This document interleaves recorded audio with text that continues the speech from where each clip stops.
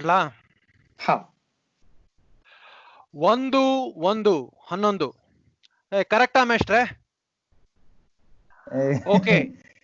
ನೀವೇನ್ ಹೇಳಿದ್ರು correct. 1-1-11 episode Aralikatte. ನಮ್ ಜೊತೆ ಇರೋದು ಅರುಣ್ ಮೇಷ್ಟ್ರೆ ಅಂತ. Welcome to the show Arun. ನಿಮ್ ಜೊತೆ ಇವತ್ತು ಎಜುಕೇಶನ್ ಬಗ್ಗೆ, ನಿಮ್ ಮೋಟಿವೇಶನ್ಸ್ ಬಗ್ಗೆ, ಎಜುಕೇಶನ್ಸ್ ಪಾಲಿಸೀಸ್ ಬಗ್ಗೆ ಒಂದ್ ಸ್ವಲ್ಪ ಜನರಲ್ ಆಗಿ ಮಾತಾಡೋಣ ಇವತ್ತಿನ ಚರ್ಚೆ. So welcome to the Aralikatte 11th show Arun. First ನಿಮ್ಗೆ ಅರುಣ್ ಮೇಷ್ಟ್ರೆ ಅನ್ನೋ ಡೈನಮಿಕ್ ಹೆಸರು ಹೆಂಗ್ ಬಂತು? ಓಕೆ, ಮೇಷ್ಟ್ರೆ ಅಂತ ನೀವು ಕರೆಯೋದು, ಮೇಷ್ಟ್ರು ಅನ್ನೋದು ಏನು ಹೆಸರಾಗ್ಬಹುದು. ಆಕ್ಚುಲಿ ನನ್ನ ಪ್ರೊಫೆಷನ್ನು ಮೇಷ್ಟ್ರು ಕೆಲಸ. ನನ್ನ ಫ್ರೆಂಡ್ ಸರ್ಕಲಲ್ಲಿ ನನ್ನ ಮೇಷ್ಟ್ರು ಅಂತ ಕರೀತಿದ್ರು. ಸಿಕ್ಕಾಗ ಏನು ಮೇಷ್ಟ್ರೆ ಹಿಂಗೆ ಮಾತಾಡ್ಸ್ತಿದ್ರು. ಸ್ವಲ್ಪ ನನ್ನ ಫ್ರೆಂಡ್ಸ್ ಎಲ್ಲ ಸ್ವಲ್ಪ ನನಗಿಂತ ವಯಸ್ಸಲ್ಲಿ ಸ್ವಲ್ಪ ಚಿಕ್ಕವರೇ ಜಾಸ್ತಿ. ಅವ್ರು ನನಗೆ ಪಾಪ ಏನೋ ಒಂದು ಹೇಳಬೇಕಲ್ವಾ, ಅರುಣ್ ಅವರೇ ಅಂತ ಹೇಳೋದಕ್ಕಿಂತ ಅವ್ರ ಮೇಷ್ಟ್ರೆ ಏನೋ ಸುಲಭ ಆಗಿತ್ತು ಅನ್ಸುತ್ತೆ. ಇದು ಒಂದು. ಈಗೊಂದು 2-3 ವರ್ಷದ ಕೆಳಗೆ ಒಂದು ಸಿನಿಮಾ, ಕನ್ನಡ ಸಿನಿಮಾದಲ್ಲಿ ಒಂದು ಪಾತ್ರ ಮಾಡಿದ್ದೆ. ಡೈರೆಕ್ಟರ್ ನಾಗಚಂದ್ರ ಅಂತ. ಸೊ ಅಲ್ಲಿ ಹೆಸರು ಅರುಣ್ ಅಂತ ಕೊಟ್ಟಿದ್ನಲ್ಲ, ಅವಾಗ ಅವರು ಶೂಟಿಂಗ್ ಎಲ್ಲ ಮುಗಿದ್ಮೇಲೆ ಇನ್ನು ಹೆಸರೆಲ್ಲ ಡಿಸೈಡ್ ಮಾಡ್ಬೇಕು ಟೈಟಲ್ ಕಾರ್ಡ್ಗೆಲ್ಲ. ಆಗ ಏನಾದರೂ ಬೇರೆ ಥರ ಹೆಸರು ನಿಮ್ಮ ಹೆಸರು ಜೊತೆ ಇನ್ನೇನಾದ್ರು ಇದ್ರೆ ಚೆನ್ನಾಗಿರುತ್ತೆ ಅಂತಂದ್ರು.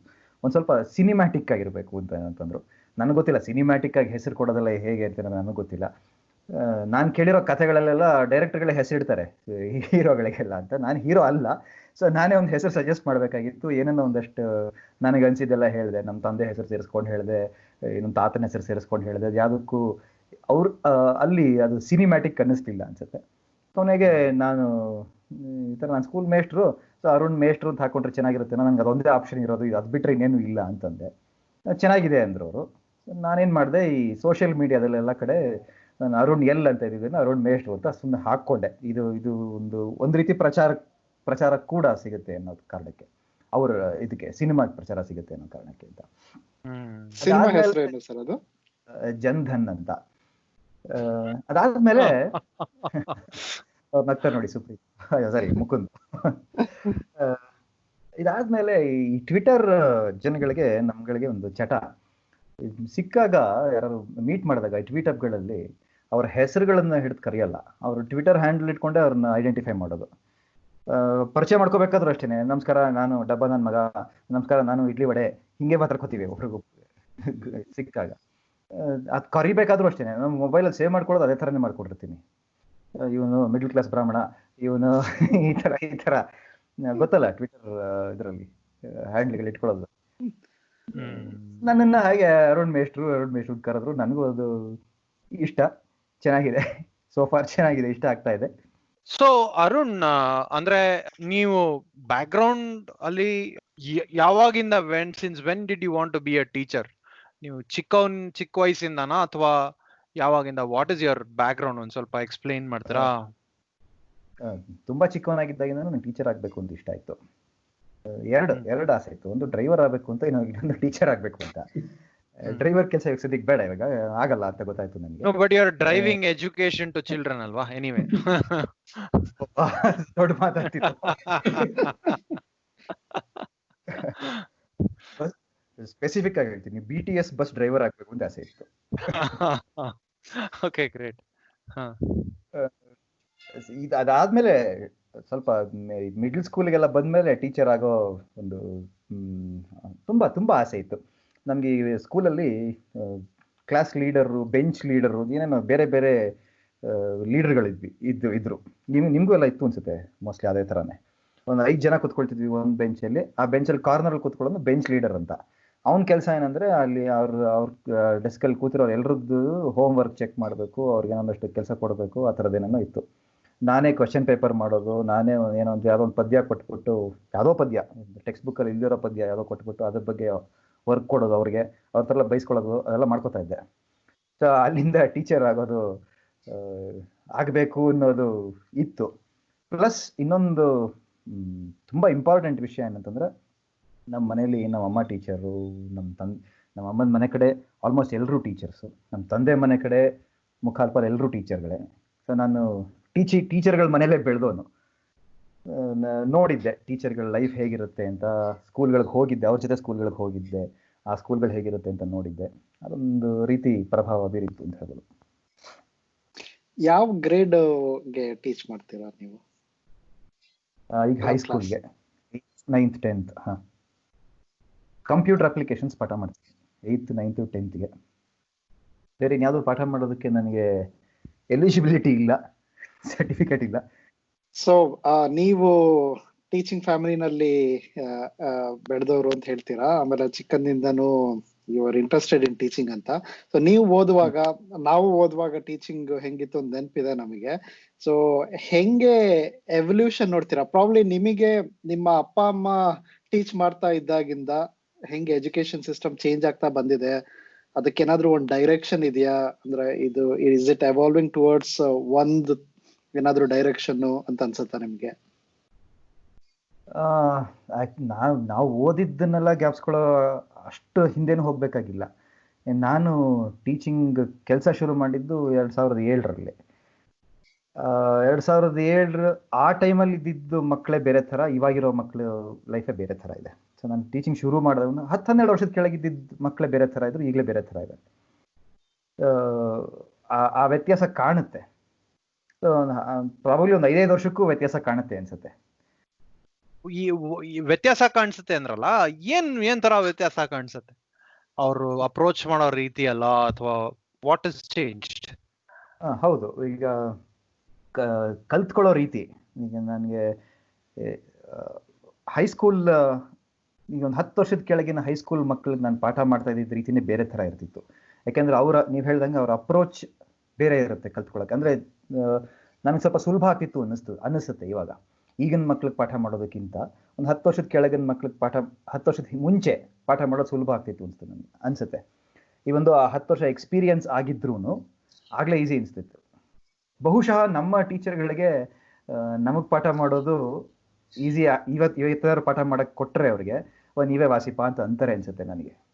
ಈ ಏನು ಅನುಭವದ ಮೇಲೆ ಹೇಳಬೇಕು ಅಂತಂದ್ರೆ, 1-2-3 ಎಕ್ಸಾಂಪಲ್ ಹೇಳ್ತೀನಿ.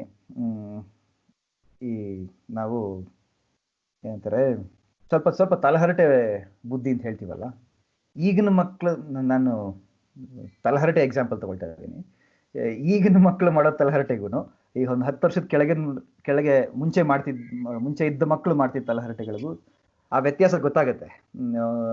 ಆಗ್ತಾನೆ ಈ ಫೇಸ್ಬುಕ್ ಅವೆಲ್ಲ ಶುರುವಾಗಿತ್ತು. ಈ ಮಕ್ಕಳಿಗೆ ಅದು ಫೇಸ್ಬುಕ್ ಉಪಯೋಗಿಸೋದೆಲ್ಲ ಭಾಳ ಏನೋ ದೊಡ್ಡ ಆಸಕ್ತಿ ಜಾಸ್ತಿ.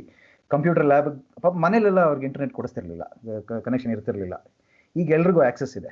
ಅವ್ರು ಸ್ಕೂಲಿಗೆ ಬಂದು ಸ್ಕೂಲಲ್ಲಿ ಯಾವಾಗಲೂ ಕಳ್ತನದಲ್ಲಿ ಏನೋ ಒಂದು 10 ನಿಮಿಷ 1/4 ಗಂಟೆ ಒಂಚೂರು ಅವರು ಪ್ರೊಫೈಲ್ ಪಿಕ್ಚರ್ ಚೇಂಜ್ ಮಾಡೋದೋ, ಅಥವಾ ಇನ್ಯಾರಿಗೋ ಒಂದು ವಾಲ್ ಪೋಸ್ಟ್ ಏನೋ ಹಾಕೋದೋ, ಮೆಸೇಜ್ ಮಾಡೋದೋ ಏನೋ ಮಾಡಬೇಕಾಗಿತ್ತು. ಸೊ ಅದಕ್ಕೋಸ್ಕರ ಕಾಯೋರು ಕೂತ್ಕೊಂಡು.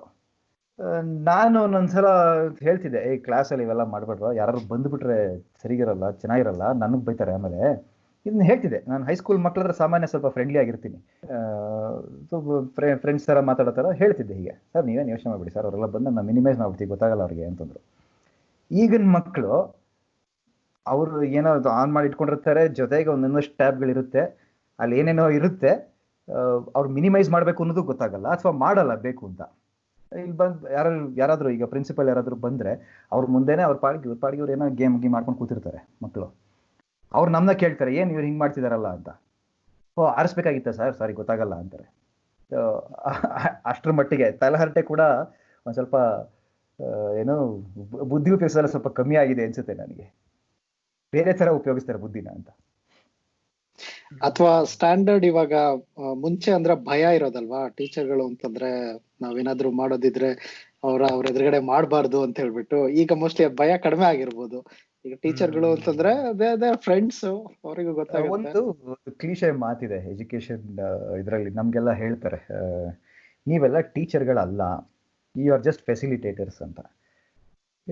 ಈ ಕಲ್ಚರ್ ಬರ್ತಾ ಹೋಗ್ತಾ ಇದೆ ಇವಾಗ. ಈಗ ನಾವು ನಮ್ಗೆ ಗುರು ಬ್ರಹ್ಮ ಗುರು ವಿಷ್ಣು ಅನ್ನೋ ಕಾಲ ಇಲ್ಲ ಇವಾಗ. ನೀನ್ ಸಂಬಳ ತಗೋತೀಯಪ್ಪ, ಪಾಠ ಮಾಡ್ತೀಯ. ಪಾಠ ಮಾಡೋದು ಅಂತಂದ್ರೆ ಏನೋ, ನೀನು ಇಷ್ಟು ಸಿಲೆಬಸ್ ಕಂಪ್ಲೀಟ್ ಮಾಡಬೇಕು, ಇದು ಮಾಡ್ತೀಯಾ, ಇಷ್ಟು ಪರೀಕ್ಷೆ ಮಾಡಬೇಕು, ಅದಕ್ಕೆ ಹೇಳ್ಕೊಡ್ಬೇಕು, ಹೋಗ್ಬೇಕು, ಇಷ್ಟೇ. ಅನ್ಫಾರ್ಚುನೇಟ್ಲಿ ಇಷ್ಟಕ್ಕೆ ಸೀಮಿತ ಆಗ್ತಾ ಇದೆ. ನನಗೆ ನೆನಪಿದೆ, ನಮ್ಮ ಮೇಷ್ಟ್ರು ಮನೆಗೆ ಹೋಗಿದ್ದೀನಿ ಸರ್, ನನಗೆ ಇದು ಲೆಕ್ಕ ಅರ್ಥ ಆಗ್ತಿಲ್ಲ. ನಾನು ಹೈಸ್ಕೂಲಲ್ಲಿ ಇದ್ದಾಗ ಅವ್ರು ಹೇಳ್ಕೊಟ್ಟಿದ್ದಾರೆ, ಅವ್ರ ಮನೆಯಲ್ಲಿ ಹೇಳ್ಕೊಟ್ಟಿದ್ದಾರೆ. ನಮ್ಮನೆ ಹತ್ರ ಇದ್ರು ಅಂತ ಮನೆಗೆ ಹೋಗಿ ಹೇಳಿಸ್ಕೊಂಡು ಬಂದಿದ್ದೀನಿ. ಅಂದ್ರೆ ಏನು ಟ್ಯೂಷನ್ಗೆ ಹೋಗ್ಬೇಕು ಅಂತಲ್ಲ, ಅಷ್ಟರ ಮಟ್ಟಿಗೆ ಇತ್ತು, ಸಂಬಂಧ ಇತ್ತು. ಈಗ ಪಾಠ ಹೇಳ್ಕೊಂಡು ನನಗೆ ಇನ್ಸ್ಟಾಗ್ರಾಮ್ ಮೆಸೇಜ್ ಮಾಡ್ತಾರೆ, ಸರ್ ನನಗೆ ಇದು ಅರ್ಥ ಆಗಲಿಲ್ಲ ಅಂತ. ಬೇರೆ ಚೇಂಜ್ ಆಗಿದೆ ಅಷ್ಟೇನೆ. ಅದು ಡಿಪೆಂಡ್ಸ್ ಟೀಚರ್ ಎಷ್ಟರ ಮಟ್ಟಿಗೆ ಮಕ್ಕಳ ಜೊತೆ ಬಾಂಧವ್ಯ ಇಟ್ಕೊಂಡಿದ್ದಾರೆ ಅಂತ. ಆದರೆ ನೀವು ಹೇಳಿದ ಭಯ ಅಂತಂದ್ರಲ್ವಾ, ಅದು ಈಗ ಭಯ ಅನ್ನೋದು ಇಲ್ವೇ ಇಲ್ಲ ಅನ್ಸುತ್ತೆ. ಟೀಚರ್ ಅನ್ನೋ ಭಯ ಇಲ್ಲ. ನಮಗೆಲ್ಲ ಹೇಳ್ತಿದ್ರಲ್ವಾ ನಮ್ಮ ಪೇರೆಂಟ್ಸ್, ನೀವು ಮಾಡಿದ್ರೆ ಮಿಸ್ಗೆ ಹೇಳ್ತೀನಿ ಅಂತಿದ್ರು. ಈಗ ಅದನ್ನು ಹೇಳಲ್ಲ ಪೇರೆಂಟ್ಸು. ಮ್ಯಾಮ್ ಏನಾದ್ರು ಬೈದ್ರೆ ಹೇಳು ನನಗೆ, ನಾನು ನೋಡ್ಕೋತೀನಿ ಅವ್ರು ನಾನು ಹೇಳಿರ್ತಾರೆ ಮೋಸ್ಟ್ಲಿ. ಸೊ ಭಯ ಇಲ್ಲ ಅಂತ ಹೇಳಿದ್ರಿ, but has the warmth and affection reduced over the last 12-15 years that you been teaching? ಅಥವಾ ಅದು ಹಂಗೆ ಇದೆಯಾ? ಪ್ರೀತಿ ಹೆಚ್ಚು ಕಮ್ಮಿ ಆಗಿದೆಯಾ? ಅಥವಾ ಅಂದ್ರೆ ಭಯ ಹೋದ್ಮೇಲೆ ಅದು it has to be replaced by some other emotion ಅಲ್ವಾ, ಅದೇನಾದ್ರೂ ಹೆಚ್ಚು ಕಮ್ಮಿ ಆಗಿದೆಯಾ ಹೆಂಗೆ ಅಂತ? ಪ್ರೀತಿ ನನಗೆ ಜನರಲೈಸ್ ಮಾಡಕ್ ಆಗಲ್ಲ, ಒಬ್ಬೊಬ್ರು ಒಂದೊಂದ್ ತರ ಇರ್ತಾರೆ. ಲಾಸ್ಟ್ ಒಂದು ವಾರದ ಕೆಳಗೆ ನನ್ನ ಹಳೆ ಸ್ಟೂಡೆಂಟ್ ಒಬ್ಬ ನಮ್ಮ ಮನೆಗೆ ಬಂದಿದ್ದ.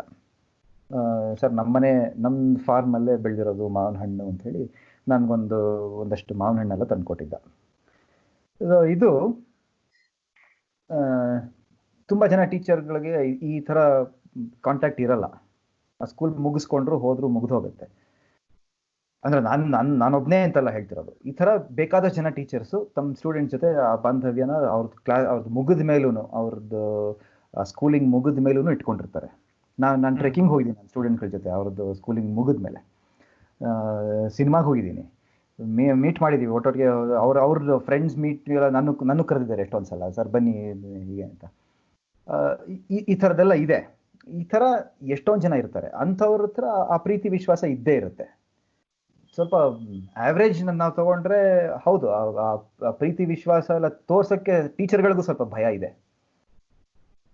ಎಸ್ಪೆಷಲಿ ಮೇಲ್ ಟೀಚರ್ಸ್ಗೆ ಸ್ವಲ್ಪ ಜಾಸ್ತಿನೇ ಭಯ ಇದೆ. ಎಸ್ಪೆಷಲಿ ನೀವು ಟೀಚ್ ಮಾಡೋ ಏಜ್ ಗ್ರೂಪ್ ಅಲ್ಲಿ. ಹೌದು, ಚಿಕ್ಕ ಮಕ್ಕಳುಪ, ಕಿಂಡರ್ ಗಾರ್ಟನ್ ಮಕ್ಕಳನ್ನು, ನರ್ಸರಿ ಮಕ್ಳು ಮುದ್ದಾಗಿರುತ್ತವೆ, ಬರ್ತಾರೆ ಪಾಪ. ಅವ್ರಿಗಿಂತ ದೊಡ್ಡದಾಗಿರುತ್ತೆ ಬ್ಯಾಗ್, ಅದನ್ನೆಲ್ಲ ಹಿಂಗೆ ಹಾಕೊಂಡು ಹಿಂಗೆ ಕಷ್ಟಪಟ್ಕೊಂಡು ಬರ್ತಿರ್ತಾರೆ. ಒಂಥರ ನಿದ್ದೆ, ಬೆಳಗ್ಗೆ 8:15 ನಿದ್ದೆ ಮೂಡಲ್ ಬರ್ತಿರುತ್ತವೆ, ಒಂಥರ ಮುದ್ದಾಗಿ ಕಾಣ್ತಿರತ್ವೆ. ನಮಗೂ ಏನೋ ಎತ್ಕೋಬೇಕು ಅನ್ಸುತ್ತೆ ಅಷ್ಟು ಮಟ್ಟಿಗೆ. ಏನಪ್ಪಾ ಏನ್ ಪುಟ ಅಂತೆಲ್ಲ ಹಿಂಗೆ ಮಾತಾಡ್ಬೇಕು ಅನ್ಸುತ್ತೆ. ಬಟ್ ಯಾರು ಏನ್ ಅಂದ್ಕೊಂಡ್ಬಿಡ್ತಾರೋ ಅನ್ನೋದು ನಮ್ಮ ಮನಸ್ಸಲ್ಲಿ ಓಡ್ತಾ ಇರ್ತದೆ.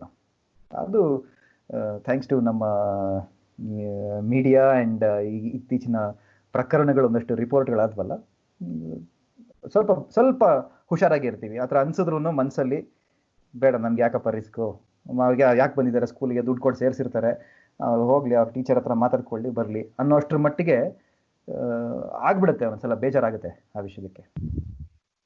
ಆಕ್ಚುಲಿ ಅದು ತುಂಬಾ ಇಂಟ್ರೆಸ್ಟಿಂಗ್. ಇವಾಗ ಹೆಂಗೆ ಚೇಂಜ್ ಆಗ್ತಾ ಇದೆ, ಫಾರ್ಮಲೈಸ್ ಮಾಡ್ತಾ ಹೋಗ್ತಾ ಇದಾರೆ ಎಲ್ಲಾ ರಿಲೇಶನ್ಶಿಪ್ಗಳನ್ನ.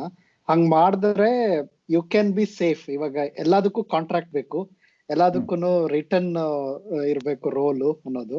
ಸೊ ಈ ಮೀಟು ಮೂವ್ಮೆಂಟ್ ಆಗಿತ್ತಲ್ಲ, ಅವಾಗ ಅದೇ ದೊಡ್ಡ ನಾನ್ ಅಬ್ಸರ್ವ್ ಮಾಡಿದ್ದು ಯುರೋಪ್ ಅಲ್ಲಿ. ಅಮೆರಿಕನ್ ಫೆಮಿನಿಸ್ಟ್ ಗಳು ಅವ್ರು ಹೇಳ್ತಾ ಇದ್ದಿದ್ದು, ವರ್ಕ್ ಪ್ಲೇಸ್ ಅಲ್ಲಿ ಲೈಕ್ ಗಂಡಸರು ಹೆಂಗಸರು ಮಧ್ಯ ಏನು ರೊಮ್ಯಾಂಟಿಕ್ ಫೀಲಿಂಗ್ಸ್ ಇರ್ಲೇಬಾರ್ದು ಅಂತ ಅವ್ರದ್ದು ಪ್ರಿನ್ಸಿಪಲ್ ಇದ್ದಿದ್ದು. ಅಲ್ಲಿ there should be no scope for interpretation, like you should not interpret any behaviour as romantic ಅನ್ನೋಂಗೆ. ಬಟ್ ಅದಕ್ಕೆ ತುಂಬಾ ಅಪೋಸ್ ಮಾಡಿದ್ದು ಫ್ರೆಂಚ್ ಫೆಮಿನಿಸ್ಟ್ಗಳು. ಅವ್ರು ಹೇಳ್ತಾ ಇದ್ದಿದ್ದು, it's up to us as women, ನಾವ್ ಆ ರಿಲೇಶನ್ಶಿಪ್ ನ ಹೆಂಗ್ ತಗೊಂಡ್ ಹೋಗ್ಬೇಕು ಅನ್ನೋದು ನಮಗ್ ಬಿಟ್ಟಿದ್ದು. ಅದು ಯು ಕೆನಾಟ್ ಮೇಕ್ ದಟ್. ಇವಾಗ ಮನುಷ್ಯರು ಇಬ್ರು ಇದಾರೆ ಅಂತಂದ್ರೆ it will be natural relationship ಅಂತ. ಸೊ ನಡೀಲೇಬೇಕು ಅಂತ ನಡೆಯುತ್ತೆ. ಅಂಡ್ ನಾವು ಅದ್ರ ಕಂಟ್ರೋಲ್ ಅಲ್ಲಿ ಇರ್ತೀವಿ. You should not make everything. ಅವಾಗ ಏನಾಗೋಗುತ್ತೆ, ಡಿನ್ನರಿಗೆ ಹೋಗ್ಬೇಕು ಇಲ್ಲ ಹೊರಗಡೆ ಏನಾದ್ರು ಮೀಟ್ ಆಗ್ಬೇಕು ಕಲೀಗ್ಗಳ ಜೊತೆ ಅಂದ್ರೆ ಅವಾಗ ಯೋಚನೆ ಮಾಡ್ಬೇಕು, ಇನ್ವೈಟ್ ಮಾಡ್ಬೇಕೋ ಬೇಡವೋ ಅಂತ. ಸೊ ಅದು ಸಿಕ್ಕಾಪಟ್ಟೆ ಒಳ್ಳೆ ಕಾನ್ಫ್ಲಿಕ್ಟ್ ಅಬ್ಸರ್ವ್ ಮಾಡೋದಕ್ಕೆ. ನಮ್ದು ಇದೆ ನಿಜ. ಆಕ್ಚುಲಿ ಸೇಫ್ಟಿ ಇಂಪಾರ್ಟೆಂಟ್, ನಾವು ಪ್ರೊಟೆಕ್ಟ್ ಮಾಡ್ಬೇಕು. ಮಕ್ಳನ್ ಸ್ಕೂಲಿಗೆ ಕಳಿಸ್ತಾರೆ ಪೇರೆಂಟ್ಸ್ ಅಂತಂದ್ರೆ.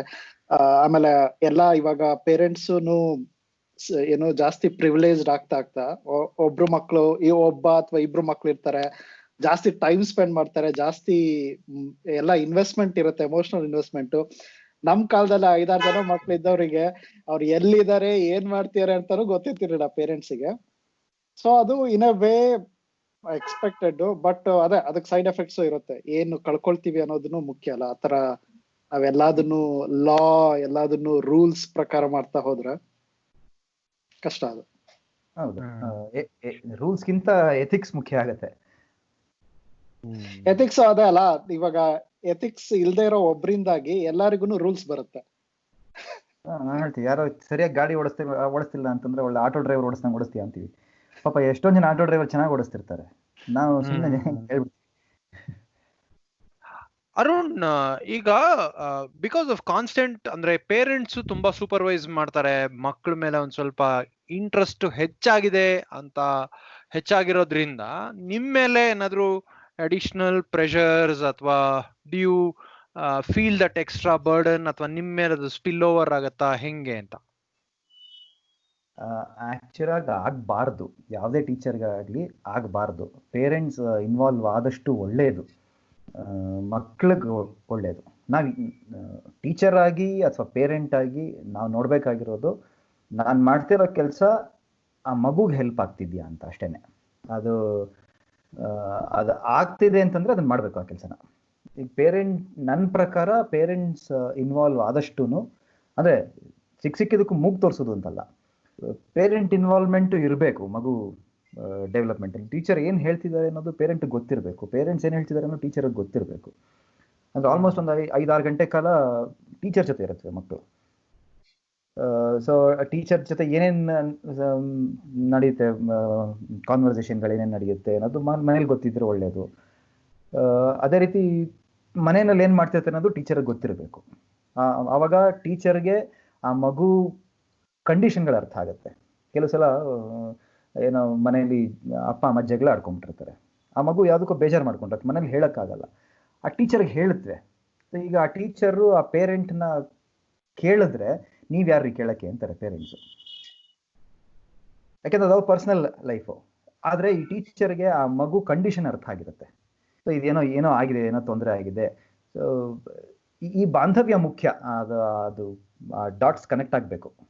ನಾನು ಸ್ಕೂಲಿಗೆ ಬಿಟ್ಬಿಟ್ಟಿದ್ದೀನಿ, ಇನ್ನು ಮುಂದೆ ನಿಮ್ಮ ಸ್ಕೂಲಲ್ಲಿ ಇರೋವರೆಗೂ ನಿಮ್ಮ ಜವಾಬ್ದಾರಿ, ಮನೆಗೆ ಹೋದ್ಮೇಲೆ ನಾನು ಈ ಥರ ಸ್ಕೂಲು ಬಿಡಬಾರ್ದು, ಆ ಥರ ಮಕ್ಕಳನ್ನ ಆ ಕಡೆ ಪೇರೆಂಟ್ಸು ಮಕ್ಕಳನ್ನ ಹಿಂಗೆ ಬಿಟ್ಬಿಡಬಾರ್ದು ಅಂತ ನನ್ನ ಅನಿಸಿಕೆ.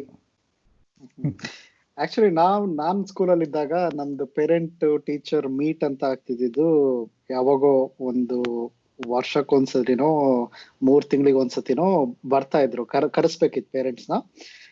ಅವರು ಹಂಗೆ ಏನಾದ್ರು ಕಂಪ್ಲೇಂಟ್ಸ್ ಇದ್ರೆ ತುಂಬಾ ಗಲಾಟೆ ಮಾಡ್ತಾನೆ, ಬರಲ್ಲ ಇದಕ್ಕೆ, ಓದಲ್ಲ ಸರಿಯಾಗಿ ಅಂತ, ಇಲ್ಲ ಅಂದ್ರೆ ನಿಮ್ ಮಗ ತುಂಬಾ ಚೆನ್ನಾಗಿ ಓದ್ತಾನೆ, ನೀವು ಏನು ಯೋಚನೆ ಮಾಡ್ಬೇಕಿಲ್ಲ ಅಷ್ಟೇ ಹೇಳ್ಬಿಟ್ಟು ಕಳಿಸ್ತಾ ಇದ್ರು ಅಷ್ಟೇ. ಕೆಲವೊಂದ್ಸತಿ ಈ ಮಾರ್ಕ್ಸ್ ಕಾರ್ಡ್ ಸೈನ್ ಮಾಡಿ, ಅದು ಸೈನ್ ಟೀಚರ್ ಡೌಟ್ ಬಂದ್ರೆ ಇವ್ರ ಪೇರೆಂಟ್ಸ್ ಹತ್ರ ಸೈನ್ ಮಾಡಿಸ್ಕೊಂಡ್ ಬಂದಿರೋ ಇಲ್ಲ ಅಂತ, ಅವಾಗ ಕರ್ಸಿ ಪೇರೆಂಟ್ಸ್ ನ ಅಂತ ಹೇಳೋರು. ಅಷ್ಟೇ ಇರ್ತಿದ್ದು ಎಕ್ಸ್ಪೆಕ್ಟೇಷನ್ ಫ್ರಮ್ ಪೇರೆಂಟ್ಸ್.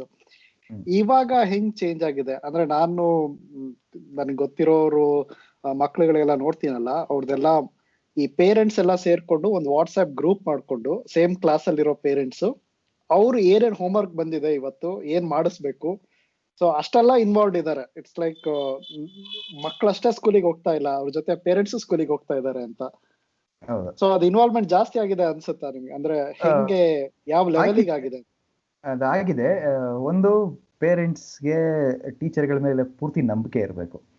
ನಾನು ಹೇಳಿದ್ನಲ್ಲ, ಈಗ ಗುರು ಬ್ರಹ್ಮ ಗುರು ವಿಷ್ಣು ಅನ್ನೋ ಕಾಲ ಇಲ್ಲ ಇವಾಗ. ನಾನು ಇಲ್ಲೆಲ್ಲ ದುಡ್ಡು ಕೊಡ್ತಿದ್ದೀನಿ, ನಾನು ದುಡ್ಡು ಇನ್ವೆಸ್ಟ್ ಮಾಡ್ತಿದ್ದೀನಿ, ನನಗೆ ಆ ರಿಟರ್ನ್ಸ್ ಬೇಕು ಕರೆಕ್ಟಾಗಿ. ಇಲ್ಲ ಅಂತಂದ್ರೆ ನಾನು ಕೇಳ್ತೀನಿ, ಕಸ್ಟಮರ್ ಸರ್ವಿಸ್ಗೆ ಫೋನ್ ಮಾಡಿ ಕೇಳ್ತೀನಿ, ಯಾಕೆ ಸರಿಯಾಗಿ ಆಗ್ತಿಲ್ಲ, ನಂಗೆ ಸರ್ವಿಸ್ ಯಾಕೆ ಸರಿಯಾಗಿ ಸಿಗ್ತಿಲ್ಲ ಅಂತ ಕೇಳ್ತೀನಿ. ಏನಾಗುತ್ತೆ, ಟೀಚರ್ಗಳು ಕೂಡ ತಪ್ಪು ಮಾಡೋ ಸಾಧ್ಯತೆ ಇರುತ್ತೆ, ತಪ್ಪು ಹೇಳ್ಕೊಡೋ ಸಾಧ್ಯತೆ ಇರುತ್ತೆ ಕೆಲವು ಸಲ.